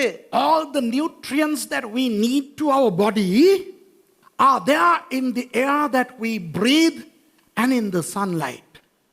And only harnessed in the right way, you can live without eating food and sometimes even without drinking water. ඉතින් හරියට ඒක අපි හුස්ම හරහා අන්තර්ගත කරගන්න පුළුවන් නම් இதை நாம் சுவாசத்தினூடாக சரியாக உள்வாங்கிக் கொள்ள முடியும் என்றால் අපි කන්න නැතුව நாம் உணவருந்தாமல் සමහර විට වතුර බොන්න නැතුව நாம் சில நேரத்திலே தண்ணி கூட குடியாமல் අපිට ජීවත් වෙන්න පුළුවන්. நாம் வாழ முடியுமாம். ලංකාවේ ඉන්න ප්‍රසිද්ධ සේවය කරනවායයි කියන හාදෙක් இந்த இலங்கையில் இருக்கிறார்கள் ஊழியம் செய்கிறேன் என்று சொல்லுகிற there is somebody here in Sri Lanka, a famous guy who claims to be a prophet, a pastor, a bishop and all that kind of stuff, and he says that he is living only off Holy Communion. කොජා කියනවා එයා ජීවත් වෙන්නේ රාත්‍රී භෝජනයෙන් පමණයි කියලා. அந்த நபர் சொல்லுகிறார் அவர் வாழ்வது இரா போஜனம் இந்த திருவிருந்து எடுப்பதிலே இருந்தாம். මම කියන්නේ நான் சொல்வது ඒක ඇත්තනම් அது உண்மை என்றால் ඒ ශක්තිය ඒ බලය දෙන්නේ යකා. அந்த வல்லமையை அந்த பலத்தை கொடுப்பது பிசாசு. If his claims are correct, then I have no hesitation to say that it is the devil which gives the power to that fellow. And with that power, he even charges phones and puts reloads. ඒ බලයෙන් ඒ හාදයා reload උද්දානවා. මේ phone උත් charge කරනවා. அந்த அவன் என்ன செய்கிறான் என்று சொன்னா அந்த வல்லமையிலிருந்து போன் ரீலோட் பண்றான், சார்ஜ் பண்றான், இப்படிப்பட்ட வேலைகளையும் செய்கிறான். පෙන්තකොස්ත පූජකවරු බොහෝ දෙනෙක් රැවටිලා ඕක අස්සට රිංගලා තියෙනවා හලෝ. பெந்தகோஸ்தே ஆசாரியர்கள் இதற்கு முடங்கி ஏமாற்றப்பட்டு அதற்குள்ளே போயிருக்கிறார்கள். A lot of Pentecostal pastors are deceived by this and they have gone and they have clung themselves with that evil false cultic doctrine. දැන් මම කියන්න දෙක. இப்ப நான் ஒன்றை சொல்லவா? අපේ දෙවියන් වහන්සේට මොලේ නැද්ද ඔයි? எங்களுடைய ஆண்டவருக்கு மூளை இல்லையா? Doesn't our Lord have brain? Come on, who are we talking about? The omniscient God. සර්ව ප්‍රඥාවන්ත දෙවියන් වහන්සේ ගැන අපි කතා කරන්නේ. யாரை குறித்து நாம் பேசுகிறோம்? சர்வ ஞானியான கடவுளை குறித்து. උන්වහන්සේ ආදම්ට ඒවන්ට කියන්න තිබ්බනේ. அவர் ஆதாம் ஏவாளை பார்த்து சொல்ல இருந்தது, පාලනය කරගෙන සොමිය ජීවත් වෙම්බන් මම වාතයේ ඉරු කිරණවල උඹලට අවශ්‍ය පෝෂණය දීලා තියෙනවා. நீங்க ஆட்சி செய்து கொண்டு சும்மா சந்தோஷமா ஜொலியா வாழுங்க, நான் உங்களுக்கு சூரிய கிரகணத்துல இருந்தும் இந்த வாயுல இருந்தும் உங்களை போஷிக்கிறேன்னு சொல்லி இருக்கலாம். God could have told Adam and Eve, don't worry, you just enjoy your life. I have given all the nutrients you need in the air that you breathe and in the sunlight that is striking your body. යේසුස් වහන්සේ කියන්න තිබ්බනේ පිලිප්ට. ஏசு கிறிஸ்து பிலிப்பை பார்த்து சொல்ல இருந்துச்சு, අනේ මේ මුන්ට පොඩ්ඩක් හුස්ම ගන්න කියලා දීපන්. එතකොට මුන්ට ඔක්කොටම අවශ්‍ය පෝෂණය ලැබෙනවා. මොකටද හලෝ මුන්ව යවන්න ඕනේ මොකටද කන්න දෙන්නේ කියලා. யோவான் 6. இவங்களுக்கு ஒரு சுவாச பயிற்சியை கூட நல்லா சுவாசிச்சு கொண்டு வாழட்டும், இவங்க வீட்டுக்கு போய் சாப்பாடு எடுக்க வேணும். Jesus could have responded to Philip when Philip said, send these people for them to eat, saying, hey, we will teach them the breathing techniques for them to breathe the nutrients in and get the nutrients from the sun. So what are you trying, man? Don't, this is bullshit, man. Eat, let the people eat and drink and enjoy life as the Bible says. නිකන් මිනිස්සුන්ව ගොනාට අන්දන්න එපා ඔයි. சும்மா மக்களை ஏமாத்த வேண்டாம். තමුසේගේ මේ බොරු නිසා මිනිස්සු රැවටෙනවා ඔයි. உன்னுடைய பொய்யினால மக்கள் ஏமாற்றப்படுகிறார்கள். තමුසේ පෙන්නන බයිබල් පදය අර යේසුස් වහන්සේ කියනවා යකාට මනුෂ්‍යයා රොටි වලින් පමණක් නෙවෙයි දෙවියන් වහන්සේගේ වචනයෙන් ජීවත් වෙයි කියලා. நீ காட்டுற வசனமானது இயேசு கிறிஸ்து பிசாச பார்த்து சொன்ன வசனம். அதாவது அப்பத்தினால மாத்திரமல்ல, தேவனுடைய வார்த்தையினால, மனுஷன் அப்பத்தினால் மாத்திரமல்ல தேவனுடைய வாயிலிருந்து புறப்படுகிற ஒவ்வொரு வார்த்தையினாலும் பிழைப்பான் என்று எழுதி இருக்கிறது. You know, you fellow, you quote the Bible scripture in a wrong way to innocent people. You say, Jesus responded to Satan saying, man shall not live by bread alone, but by every word that proceeded from the mouth of God. මම දේශනාවක් කරලා තියෙනවා යේසුස් වහන්සේගේ පරීක්ෂා ගැන. நான் இயேசு கிறிஸ்துவுடைய சோதனைகளை குறித்து பிரசங்கித்திருக்கிறேன். I have preached a message about the temptations of Jesus. In that I'm explaining why Jesus said what he said and what he really said. යේසුස් වහන්සේ ඇයි ඒක කිව්වේ? ஏன் இயேசு கிறிஸ்து அதை சொன்னார்? මොනවද ඒකේ අර්ථය කියලා මම කියලා දීලා තියෙනවා. அதற்குள்ள இருக்கிற அர்த்தம் என்னென்றும் சொல்லி ඒක கொடுத்தேன். කෙටියෙන් කියනවා නම් அதை சுருக்கமாய் சொல்ல வேண்டும் என்றால், යේසුස් වහන්සේ යකාට කියනවා இயேசு கிறிஸ்து பிசாசை பார்த்து சொல்கிறார், මේ ගල් රොටි කරන්න කියනවා නේද? இந்த கல்லை அப்பமாக்க சொல்கிறார் தானே. නියම අදහස බං. இது நல்ல ஒரு ஐடியாடா. හැබැයි තෝ කියන නිසා මම කරන්නේ. ஆனா நீ சொல்றபடி நான் செய்ய மாட்டேன்டா. Jesus says to the devil, you want me to translate the stone into bread?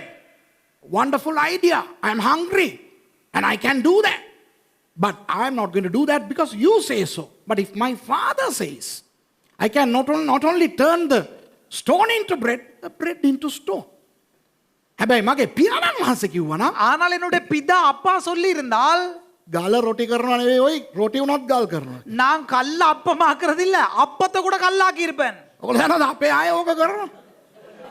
අපේ අය ඕක කරනවා. எங்களுடைய ஆக்கள் இதை செய்கிறார்கள். අපේ අය රොටි කියලා දෙනවා බලද්දි ගල්ලෝ. எங்கட ஆக்கள் ரொட்டி இந்தான்னு சொல்லி கொடுப்பார்கள், அதை பிச்சு பார்க்க கல் மாதிரி இருக்கும் அது. Our people can do that. Our people are miracle workers. They give us roti, but actually it's stone. Ooh. And our people give rice full of stone. අපේ මිනිස්සු හාල් බත් වේලා දෙනවා. කනකොට හැපෙන්නේ ගල්. எங்களுடைய ஆக்கள் அரிசியிலிருந்து சோறு சமைச்சு தருவார்கள், கட்டிச்சா கல்லு தான் கடிபடும். ඒ නිසා මිස්ටර් බ්‍රතේරියන් රවට්ටන්න එපා ඔයි. எனவே பிரதேரியன் ஏமாற்றப்பட வேண்டாம். යේසුස් වහන්සේගේ නාමේ කිය තමුසලා නරක ආදියට මිනිස්සුන්ව ගෙනියන්න එපා ඔයි. இயேசு கிறிஸ்துவின் நாமத்தை சொல்லி சொல்லி மக்களை நரகத்துக்கு கொண்டு போக வேண்டாம். Hey, you Breatharian, don't deceive those people, man, innocent people. They think you are a big, smart bloke. Don't deceive them with your attractive vocabulary and all that kind of stuff. දෙවියන් වහන්සේ ආහාරය කියන එක පළවෙනි ආශිර්වාදය හැටියට දීලා තියෙන්නේ. ஆண்டவர் உணவு என்பதை முதலாவது ஒரு ஆசீர்வாதமாய் கொடுத்திருக்கிறார். God blessed people with a primary blessing of food. So enjoy God's food. දෙවියන් වහන්සේගේ කෑම ඔගොල්ලෝ භුක්ති විඳින්න. ஆண்டவருடைய உணவை அனுபவியுங்கள். කාලා බීලා සන්තෝෂෙන් ඉන්න. நல்லா சாப்பிட்டு குடிச்சு மகிழ்ச்சியா இருங்கள். Eat, drink and be merry. Don't eat too much. It's gluttony. ඕනවට වඩා කන්න එපා. தேவைக்கு அதிகமாய் சாப்பிட வேண்டாம். බොරුවට අඩුවෙන් කන්න එපා ඩයටින් නැත්තම්. அதற்காக குறைவாகவும் சாப்பிட வேண்டாம். නිරාහාරව ඉන්න ඕන වෙලාවෙ නිරාහාරව ඉන්න. ඒක වෙනයි. உபவாசிக்க வேண்டிய நேரத்தில் உபவாசிங்கள், அது வேறு. Fast when you have to fast. Praise God for fasting. I'm not against fasting, but I'm against Breatharianism. මේ වයිලි බෘක්ස් කියලා එකෙක් හිටියා. වයිලි බෘක්ස්. ඔන්න ඕක තමයි Breatharianism එකේ පියා. வைலி புரூட்ஸ்னு சொல்லி ஒரு ஆள் இருந்தா, அவங்க தான் அந்த பிரத்தேனியத்தினுடைய அப்பா. Do you know this American guy, the African American guy, Wiley Brooks? Check on him on the internet.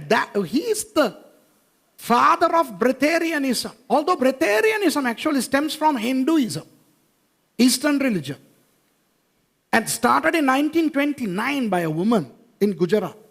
ඇත්තටම ඔය රියල් බ්‍රෙතේරියනිසම් කියන ජිල්පිය පටන් ගත්තේ 1929 ගුජරාත් වල ගෑනු කෙනෙක්. ඒ අර හින්දු පූජා මාතා කෙනෙක්. 1929 ஒரு பெண்ணினால குஜராத்தில் ஆரம்பிக்கப்பட்டதுதான் இந்த பிரத்யனியனிசம். ඒ කියන්නේ 2016 මැරුණා. அவர்கள் 2016 ஆண்டு செத்து போனா. That woman died in 2016 and Wiley Brooks died just last year 2020. අර Wiley Brooks කියන එක මැරුණේ 2020. அந்த வைலி ப்ரூட்ஸ் என்றவர் 2020 செத்து போனார் அவர். I think in a program called anyway, in a program in 1981 in America, TV program, Wiley Brooks came on and he said he can lift 1,100 pounds of weight, and he did that. And all through the power of the elements of air and sunlight. මේ ඇමරිකාවේ තියෙන මේ රූපවාහිනී වැඩසටහනකට ඕක ආවා 1981. அமெரிக்காவில் இருந்த ஒரு தொலைக்காட்சி நிகழ்ச்சிக்கு வந்தார் 1981. ඌ ඇවිල්ලා රාත්තල් 1100ක් ඉස්සුවේ නැද්ද යේසුවා? அவர் ராத்தல் 1100 ராத்தலை தூக்கினார். උස්සලා ඌ කිව්වා මේකට මම බලය ගත්තේ මේ வாயுවෙන් සහ ඉරු කිරණ වලින් කියලා. அவர் தூக்கி போட்டு சொன்னார் இதுக்கு நான் சக்தியை பெற்றுக்கொண்டது இந்த வாயுல இருந்து சூரிய கிரகணத்திலே இருந்தும் என்று சொல்லி. උගේ ගෝලයාගේ ගෝලයා තමයි මේ අපේ එක. அவருடைய சீசன் தான் இந்த எங்களுடைய ஆளவர். The disciple of that fellow happens to be the guy I'm talking about in Sri Lanka. And the joke is this. Listen, hey, those who subscribe to the Breatharian doctrine, listen to this. ඔය Breatharianism එකට මේ කඩේ යන්නේ උන් අහගනින්න ක්‍රිස්තියානි අය. இந்த Breatharianismக்கு போற கடைக்கு போறவர்கள் கேட்டுக்கொள்ளுங்கள். சிங்கள தமிழ்ல அப்படி இல்ல. இந்த Breatharianism என்பதனை தலையிலே தூக்கி வைத்து ஆடுகிற கிறிஸ்தவர்கள் கொஞ்சம் இதை கேளுங்கள். Wiley Brooks කිව්වා கிறிஸ்துස් කියන්නේ බලයේ ප්‍රකාශයක්ලු ඒකලු ඌ. வைலி ப்ரூஸ் என்ற அவர் சொன்னார் அதாவது இயேசு கிறிஸ்து வல்லமையினுடைய வெளிப்பாடு. அந்த வெளிப்பாடு இவன் தானாம் கிறிஸ்து. Wiley Brooks claimed that Christ is actually the energy of light. Ooh. Christ is what? The energy of light. And therefore he is also Christ. He says he was Adam, Enoch, Noah, Abraham, Moses, and also Joseph Smith. He was Joseph Smith. Crazy. Wiley Brooks. Now that's the Breatharian father. Stupid. A doctrine of the devil from hell. Me වල්ලූරා කියනවා இந்த காட்டு பண்டி சொல்லுகிறது ඉන්දික තොටවත්ත මහත්තයා බලන් ඉන්නවද දන්නේ අර මේ චාල්ස් රසල්ට මම වල්ලූරා කියප එක ඔබතුමා කියලා තිබ්බනේ මෙන්න තව වල්ලූරෙක්. Wiley Brooks කියන වල්ලූරා කියනවා இந்த இவர் சொல்லுகிறார் ඌ තමයිලු ආදාම්, ඌ තමයිලු ඒනොක්, ඌ තමයිලු නෝවා, ඌ තමයිලු ආබ්‍රහම්, ඌ තමයිලු යෝෂුවා, ඌ තමයිලු දාවිද්, ඒ වගේම ඌ තමයිලු යේසුස් වහන්සේ, ඒ වගේම ඌ තමයිලු ஜோசப் ஸ்மித். இவர்தான் ஆதாம், நோவா, யோசேப்பு இப்படின்னு சொல்லி இவர் தன்னை கடைசியா சொல்லுகிறார் தான் தான் இயேசு கிறிஸ்துவா. බලංගියාව ආදාම් කාලේ ඉඳන් ඉඳලා තියෙන මූ විතරයි නේ උයි. இப்ப ஆதாம்ல இருந்து பார்க்க போனா இருந்திருக்கிறது இவர் மட்டும் தான். At the end of the day, only these fellow has existed from Adam to now, nobody else. Maybe, I don't know whether I am he. Breatharianism. Throw it away in the garbage bin. Throw it into the dungeon. Hell. Breatharianism. ඕක විසි කරලා දාලා දෙවියන් වහන්සේගේ වචනයට වරන් ඔය. இந்த Breatharianism வீசி போட்டு ஆண்டோட வார்த்தைக்கு திரும்புவோம். ඇයි පාස්ටර්ට මල පැනලාද? ஏன் பாஸ் உங்களுக்கு கோபம் வந்துட்டுதா? නැතුව? இல்லாம? Are you really angry? Yeah, I am. හොඳයි පස්වෙනි කාරණේ. ஐந்தாவது விடயம். The fifth thing is, what was the blessing that God gave the Israelites for 40 years consecutively? Let's look at it briefly. අවුරුදු 40ක් නොනවත්වා දෙවියන් වහන්සේ ඊශ්‍රායලන්ට දීපු ආශිර්වාදය මොනවද? ஆண்டவர் 40 வருஷம் நிறுத்தாமல் இஸ்ரவேலருக்கு கொடுத்த ஆசீர்வாதம் என்ன? මන්නා. மன்னா. ඒ මන්නා ගැන නික්මයාම 16 හුඟක් ලියලා තියෙනවා. யாத்ராகமம் 16ஆம் அதிகாரத்திலே மன்னாவை குறித்து தேவையான அளவு எழுதி வைத்திருக்கிறார். God has stipulated about manna in Exodus chapter 16. When you have time, just read that chapter and read about manna. ඒ මන්නා ගැන නික්මයාම 16 වෙලා තියෙන වෙලාවක පොඩ්ඩක් කියවලා බලන්නකෝ. யாத்ராகமம் 16ஆம் அதிகாரத்திலே மன்னாவை குறித்து தெரிந்து கொள்ள வேண்டும் என்று சொன்னால் நேரம் இருக்கிற இடத்தில் நல்லா வாசித்து பாருங்கள். නමුත් අපි 16 වෙනි පදේ පොඩ්ඩක් බලමු. நாம் 16ஆம் வசனத்தை மாத்திரம் பார்ப்போம். But let's concentrate on verse 16 of chapter 16 in Exodus. නික්මයාම 16:16. யாத்ராகமம் 16:16. ස්වාමීන් වහන්සේ අනකර තිබෙන දේ මෙය. නුඹලා එකිනෙකා තම තමා කන ප්‍රකාරයට එයින් රැස් කරගනිල්ලා. නුඹලගේ ගණනය හැටියට එකිනෙකා තම තමාගේ කුඩාරමේ සිටින්නට එක්කෙනාට ඕමරයක් බැගින් ගනිල්ලායයි කිය. யாத்ராகமம் 16ஆம் அதிகாரம் 16ஆம் வசனம். கர்த்தர் கட்டளையிடுகிறது என்னவென்றால் அவரவர் புசிக்கும் அளவுக்கு தக்கதாக அதில் எடுத்து சேர்க்க கடவீர்கள். உங்களில் உள்ள ஆத்துமாக்களின் இலக்கத்தின்படி அவனவன் தன் தன் கூடாரத்தில் இருக்கிறவர்களுக்காக தலைக்கு ஒரு ஓமர் அளவு எடுத்துக்கொள்ள கடவர்கள் என்றார். This is what the Lord has commanded.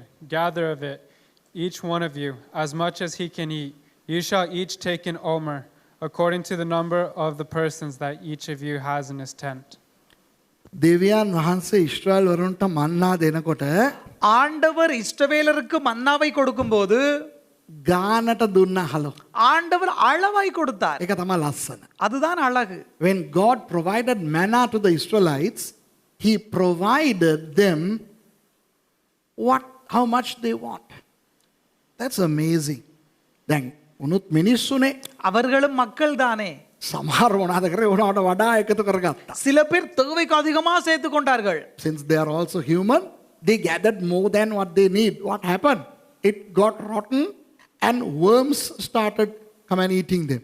ඒ දෙවියන් වහන්සේ දීපු හාස්කම් කෑම උනාට ඕනවට වඩා ගත්තාම ඒක නරක් වුණා පණුව කන්න පටන් ගත්තා. ஆண்டவர் கொடுத்த அற்புதத்தினால் கொடுத்த உணவா இருந்தாலும் தேவைக்கு அதிகமாய் சேர்த்த போது அது என்ன நடந்ததுன்னு சொன்னா புழுக்கள் சாப்பிட வலிக்கிட்டது. හැබැයි ෂබත් දවසේ එකතු කරන්න බෑනේ. ஆனால் ஓய்வு நாளிலே சேர்க்க முடியாது தானே. ඊට කලින් කියනවා දෙගුණයක් එකතු කරගනින්න නරක් වෙන්නෙත් නෑ පණුව කන්නෙත් නෑ නේ. அதற்கு முன்தினம் சொல்லப்படுகிறது அந்த ஓய்வு நாளுக்கும் சேர்த்து கொள்ளுங்கள் ஆனால் அது பழுதாகாது என்று சொல்லி அது பழுதாகவில்லை. But they cannot gather on the day of Shabbat. So you are allowed to gather twice as much the previous day, and that manna doesn't rot. No worms strike it. Amazing. Now what does that tell us? ඒකෙන් මොකක්ද අපි ඉගෙන ගන්නෙ? அதுல இருந்து என்னத்தை நாம் கற்றுக்கொள்கிறோம்? දෙවියන් වහන්සේ අවශ්‍ය ප්‍රමාණයට අපිට කණ්ඩ දෙන්නවා. ஆண்டவர் நமக்கு தேவையான அளவு எங்களுக்கு கணக்கா சாப்பாடு கொடுக்கிறார். That tells us that God feeds the people the much that they want, the much that they need, which means he has provided enough food to the world. It's the waste that is causing starvation in the world. එහෙමනම් දෙවියන් වහන්සේ මේ ලෝකෙට අවශ්‍ය ආහාරය දීලා ඉවරයි. ஆண்டவர் அப்படி என்று சொன்னால் இந்த உலகத்துக்கு தேவையான உணவை கொடுத்து முடிந்தாயிற்று. උන්වහන්සේගේ ජනයාට විතරක් නෙවෙයි හැම මනුස්සයටම. ஆண்டவருடைய மக்களுக்கு மாத்திரமல்ல அனைத்து மனித குலத்துக்கும். Not only to his people but to everybody. හැබැයි ප්‍රශ්නේ තියෙන්නේ මනුෂ්‍යයා නාස්ති කරන නිසා තමයි අද ලෝකේ බඩගින්න ඇවිල්ලා. என்ன பிரச்சனை என்று சொன்னால் மக்கள் உணவை வீணாக்குறபடினால் தான் மனித குலம் சில இனங்கள் பசியில் எண்ணம் இருக்கிறது. මේ ඊයේ පෙරේදා මට පාස්ටර් කෙනෙක් ඉඳන් මෙහෙම කතාවක් කියනවා. நேற்று முந்தின நாள் ஒரு பாஸ்டர் எனக்கு இப்படி சொன்னார். ඉතින් 5000ක් වටිනා කෑම බෙදා දෙන්න කියලා ආරච්චි මහත්තයාටයි මේ මම හිතන්නේ മന്ത്രിවරයෙක් හරහා මොකක් හරි ක්‍රමවිදියක් රජය විසින් දාලා තියෙනවා. ஒரு மந்திரினூடாக ஜிஎஸ்க்கு ஒரு 5000 பெறுமதியான உணவு பொதிகளை பிரிக்கும்படி கொடுக்கப்பட்டிருக்குன்னு சொன்னார். A pastor told me just a few days ago that in Sri Lanka the government gave 5,000 rupees of food dry rations through the village officer, I don't know, some politicians. ඒක ගිහින් ගෙදර ගිහිල්ලා මල්ල ඇරලා බලනකොට அங்க வீட்டுக்கு போய் அந்த பொதியை திறந்து பார்க்கும்போது 1500කට වටිනා බඩුලු තියෙන්නේ. 1500 ரூபாய் பெறுமதியான பொருட்கள் தானே அதுக்குள்ள இருக்குது. When the people took it home and when they opened, they found stuff worth only 1500 rupees. අර මැද හිටපු එක 3500කට විදලා එකෙක්ගේ. அந்த நடுவில் இருந்தவன் என்ன செய்யிட்டான், 3500 ரூபாயை எடுத்துட்டான் ஒருத்தனுடைய. ඉතින් ඕකට රජයට බැලලා වැඩක් නැහැනේ. இப்ப இத போய் அரசாங்கத்தை சொல்லி வேலை இல்லை. 5000ක් දීලා තියෙනවා. 5000 கொடுத்திருக்கிறாங்க. මැද එක 3500කට විදලා 1500කට හරියන්න ඒක කාගේද වැරද්ද? මැද එකාගේ වැරද්ද. நடுவில் இருந்தவன் என்ன செய்தான், 3500 ரூபாய் அவன் எடுத்து போட்டு 1500 ரூபாயோட விஷயத்தை முடிச்சிட்டான். அப்ப ஆற்ற பிள்ளை நடுவில் இருந்தவனுடைய பிள்ளை. The government gave 5000, somebody in the middle played 3500. ඒ වගේ දෙවියන් වහන්සේ ලෝකෙට ඇති තරම් දීලා තියෙනවා කෑම. ஆண்டவர் அதே போல தேவையான அளவு உணவை இந்த உலகத்துக்கு கொடுத்திருக்கிறார். මැද ඉන්න මිනිස්සු ඒක අරන් විසි කරන නිසා එක පැත්තකින් මිනිස්සු බඩගින්නේ මැරෙනවා. දෙවියන් වහන්සේට බනින්න එපා. நடுப்பகுதியில் இருக்கிற மக்கள் அந்த உணவை எடுத்து வீசுகிறபடினாலே இன்னும் சில பசியில் இருக்கிறார்கள். God has blessed the world with enough food to everybody. But somebody in the middle is playing the fool and they are wasting, and therefore some people are dying of starvation. Don't blame God. Blame the one in the middle. මේ අවස්ථාවේ මම එක දෙයක් ඔයගලන්ට පෙන්වන්න ඕනේ. இந்த சந்தர்ப்பத்தில் நான் உங்களுக்கு ஒன்றை காட்ட வேண்டும்.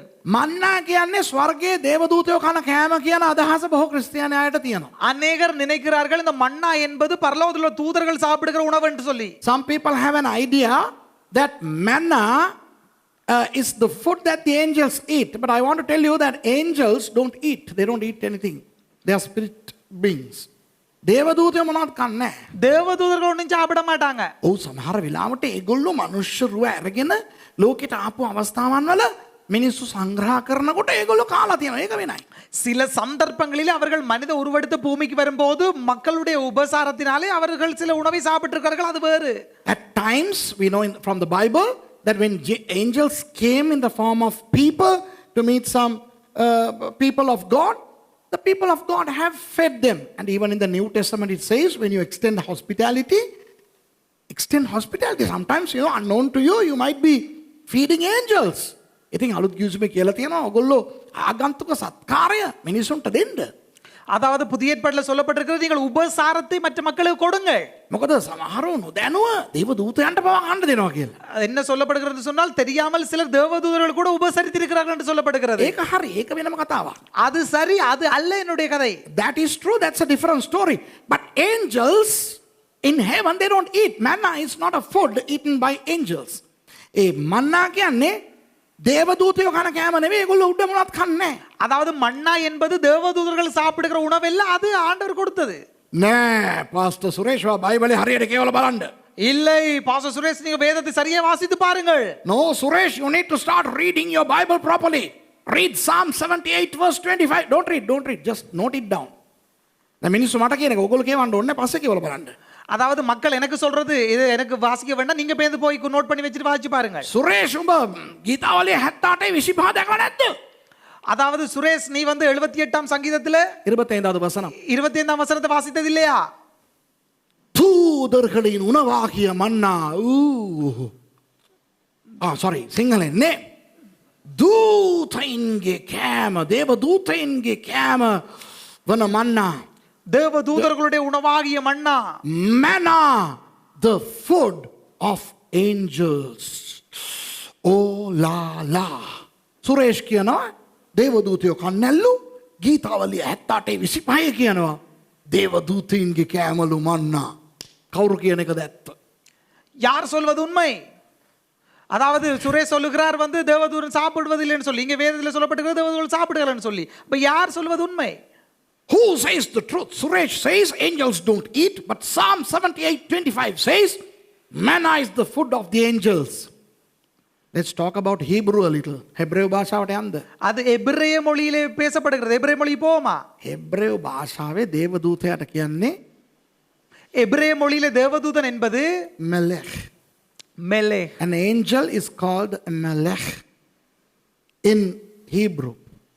The word in Psalm 78:25 is abarim, not avarim.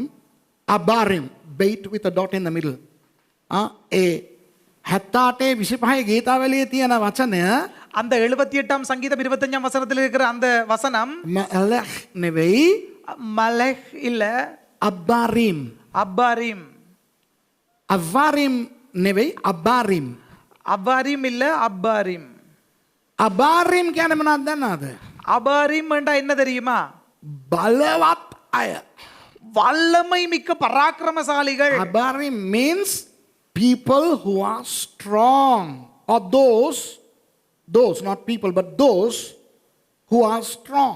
ඒ කියන්නේ අර මිනිස්සු කියලා කියන්න ඕනේ නෑ. නමුත් අර බලවන්තයින් බලවතුන්. இப்ப மக்கள் என்று சொல்ல வேண்டிய அவசியம் இல்லை, பராக்கிரமசாலிகள். ඔය ක්‍රිස්තු පූර්ව 250 හෙබ්‍රෙව් බයිබලේ ග්‍රීක් වලට හැරෙව්වනේ LXX කියලා අර සෙප්ටුවජන්ට් කියලා. இப்ப கிறிஸ்துவுக்கு முன் 250ல LXX என்ற எபிரேய மொழியை கிரீக்குக்கு மாத்தினார்கள் வேதத்தை. ඒගොල්ලෝ තමයි අර අබ්බරීම් කියන එක ඇන්ගෙලොයි කියලා දැම්මේ ග්‍රීක් එකට. இப்ப அவர்கள் தான் அந்த அபாரிம் என்கிறதை ஏஞ்சலோஸ் என்று சொல்லி மாத்தினது. You know, it was the Septuagint translators in 250 BC who translated Abarim as Angeloi, and therefore we in our renderings see the expression angels. It's not angels, those who are strong. ඒ නිසා මේ හිතන්න එපා මේ අපේ බයිබලේ තියෙන විදියට ඒක දේවදූතයන් කන කෑම කියලා. දැන් තේරෙනවද ඔයගොල්ලන්ට? அப்ப நினைக்க வேண்டாம் எங்களுடைய வேதத்தில் இருக்கிற மாதிரி அது தேவதூதர்கள் என்று சொல்லி குறிப்பிடுவதாக நீங்கள் நினைக்க வேண்டாம். අනේ පාස්ටර් අපිට ඕවා දන්නේ නැහැ නේ. ඉතින් මොනවද අපි කරන්නේ? ஐயோ பாசங்களே தெரியாதவ நாங்க இன்னுங்க நினைக்கிறது. මොනවද කරන්න ඕනේ? ඔහෙමු. දන්නව නම් දැනගමු නැත්තම් අවුලක් නැහැ. ඕකෙන් ස්වර්ගයට යන එකට අවුලක් වෙන්නේ නැහැ. ஒன்றும் நினைக்க தேவையில்லை, ஒன்றும் செய்ய வேண்டாம். தெரிஞ்சா தெரிஞ்சு கொள்வோம், அறியாட்டிக்கு பேசாம இருப்போம். இதனூடாக பரலோகத்துக்கு போவது போக மாட்டேன்றது முடிவெடுக்கப்படுவதில்லை. How do we know this, Suresh? We don't need to know. Who cares? Who cares if it was angels or strong ones? Don't worry. හයවෙනි කාරණේ. ஆறாவது காரணம், The sixth point is about Jesus. යේසුස් වහන්සේ ගැන. ஏசு கிறிஸ்துவை குறித்து. යේසුස් වහන්සේ කෑම කන හැම අවස්ථාවකම කෑම වෙනුවෙන් ස්තුති කරා. ஏசு உணவு சாப்பிட்ட அனைத்து சந்தர்ப்பத்திலேயும் உணவுக்காக நன்றி செலுத்தினார், சோஸ்திரம் பண்ணினார். Every time Jesus ate food, he gave thanks for the food. Now my question to you is, if you are thankful to something, for something, not to, if you are thankful for something, would you waste that something? ඔබ යම් දෙයක් ගැන ස්තුතිවන්ත වෙනවා නම් நீங்கள் ஏதோ ஒரு காரியத்துக்காக நன்றியுள்ளவர்களாய் இருந்தால் ඒ දේ නාස්ති කරයිද? அந்த விடயத்தை நீங்கள் விருதா வீணாக்குவீர்களா? කවුරු හරි මොනවා හරි එකක් දෙනවා ඕගොල්ලන්ට. யாராவது ஒருவர் உங்களுக்கு ஒன்றை கொடுக்கிறார், ඇත්තටම ඔබ සතුට වෙනවා, ස්තුතිවන්ත වෙනවා ඒ ගැන. உண்மையாவே சந்தோஷப்படுகிறீர்கள், அவர்களுக்கு நன்றி பூர்வமாய் இருக்கிறீர்கள். ඒක අරන් නාස්ති කරයිද? அதை எடுத்து வீணாக்குவீர்களா? If you receive something for which you are so thankful, you are so happy, would you waste it? Anything. So Jesus taught us to be thankful for the food. යේසුස් වහන්සේ අපිට කියලා දීලා තියෙනවා කෑම වෙනුවෙන් ස්තුති කරන්න කියලා. ஏசு கிறிஸ்து நமக்கு சொல்லி காட்டி இருக்கிறார், உணவுக்காக சோஸ்திரம் பண்ணுங்கள், நன்றி செலுத்துங்கள் என்று சொல்லி. අපි සමහර මොනවද කරන්නේ? நாம் சிலர் என்ன செய்கிறோம்? ස්වාමීනි මේ ආහාරය නිසා ස්තුති කියලා යාඥා කරනවා. ஆண்டவரே இந்த உணவுக்காக நன்றி என்று சொல்லி நன்றி செலுத்தி ஜெபிக்கிறோம். We pray and we thank the Lord for the food we received and we bless the food. අපි ඒ කෑමට ආශිර්වාද කරනවා. நாம் அந்த உணவை ஆசீர்வதிக்கிறோம். එහෙම ස්තුති කරලා ආශිර්වාද කරපු කෑම වලින් ටිකක් අපි ගිහිල්ලා විසි කරනවා. நாம் அந்த நன்றி செலுத்தி ஆசீர்வதித்த அந்த உணவிலே கொஞ்சத்தை வீசுகிறோம். මොන තරම් ජරා වැඩක්ද ඒක. எவ்வளவு கேவலமான வேலை அது. And we throw away some of that food for which we were thankful and about which we prayed a prayer of blessing. It's a very bad thing. Let's learn. Finally, අවසානයේ මම එක දෙයක් කියන්න. கடைசியாக ஒன்று சொல்கிறேன். ඔය කෑම ගැන කතා කරනකොට යේසුස් වහන්සේ உணவை குறித்து பேசும்போது இயேசு கிறிஸ்து ස්වාමීන් වහන්සේගේ යාඥාවටත් ඒක අන්තර්ගත කරා. இயேசுவினுடைய அந்த கர்த்தருடைய ஜெபத்திலேயும் அதை உட்புகுத்துகிறார். Talking about food, Jesus inserted the element in the Lord's prayer. don't read now, just jot it down. ඔගොල්ලෝ කියවන්න ඕනේ සඳහන් කරගන්න. நீங்கள் வாசிக்க வேண்டாம், குறித்துக் கொள்ளுங்கள். මතෙව් 6:11, மத்தேயு 6:11, Luke 11:3. Luca 11:3. Matthew 6:11 and Luke 11:3. Give us this day our daily bread. දිනපතා ආහාරය. එහෙම නැත්නම් රොටිය අද දින අපට සපයනු මැනව. அதினதினில அன்றன்றுள்ள அப்பத்தை நமக்கு தந்தருளும். මම ඔයගලන්ට අර පළවෙනි කතාවෙන් ප්‍රශ්නයක් අහන්නම්. நான் முதலாவது கேள்வி விடயத்திலிருந்து ஒரு கேள்வியை கேட்கிறேன். Let me ask a question to you, a final question. From my first point, feeding the 5,000 men. අර පිරිමි 5000ට කණ්ඩ දීපු කතාවේ. அந்த 5000 ஆண்களுக்கு உணவு கொடுத்த கதை.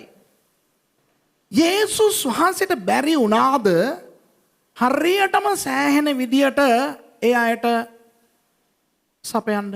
இயேசு கிறிஸ்துவுக்கு முடியாமல் போனதா அந்த 5000 பேருக்கும் சரிபோக உணவளிக்க? Was Jesus unable to provide the exact amount of food that would have been needed to feed those people? Yes. But why did he give them a little bit over and above, at least 12 baskets full above what was needed? ඇයි දෙවියන් වහන්සේ නැත්නම් යේසුස් වහන්සේ අඩු තරමින් කූඩ 12කට දාන්න පුළුවන් ප්‍රමාණයක් හෝ වැඩිපුර සැපෙව්වේ? ஏன் குறைந்தபட்சம் அந்த 12 கூடைகள் மீதியா எடுக்கக்கூடிய அளவுக்கு சரி அப்படி சந்திச்சதுக்கான காரணம் என்ன?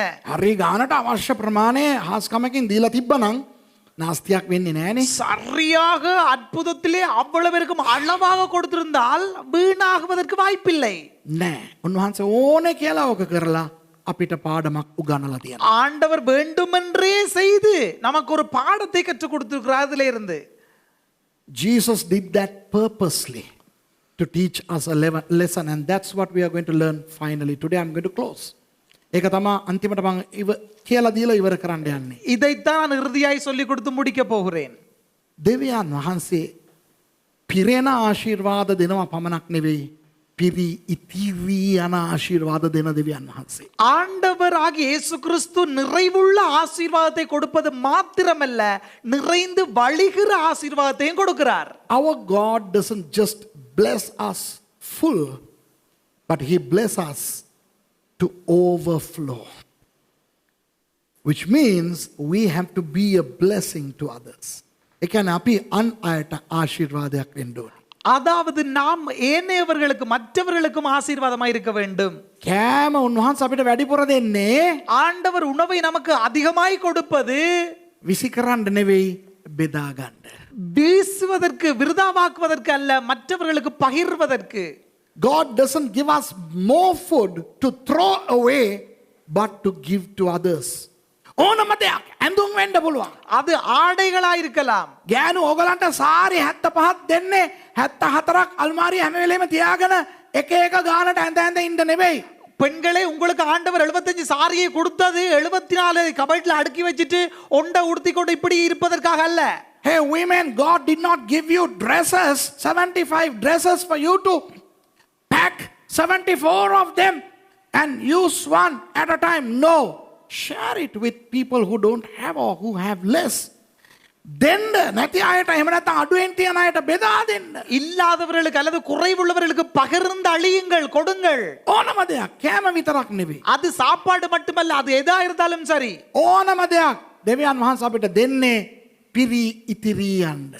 அது எதா இருந்தாலும் சரி, அதை ஆண்டவர் நமக்கு கொடுப்பது அது நிறைந்து வழிவதற்கு, නාස්ති කරන්න නෙවෙයි. அதை விருதாவ வீணாக்குவதற்காக அல்ல. God blesses us over and abundantly, not to waste but to share with others. මම පසුතැවෙනවා මේ අවස්ථාවේ. நான் இந்த சந்தர்ப்பத்திலே மனம் திரும்புகிறேன். I want to repent right now. I am going to stop wasting not only food but anything.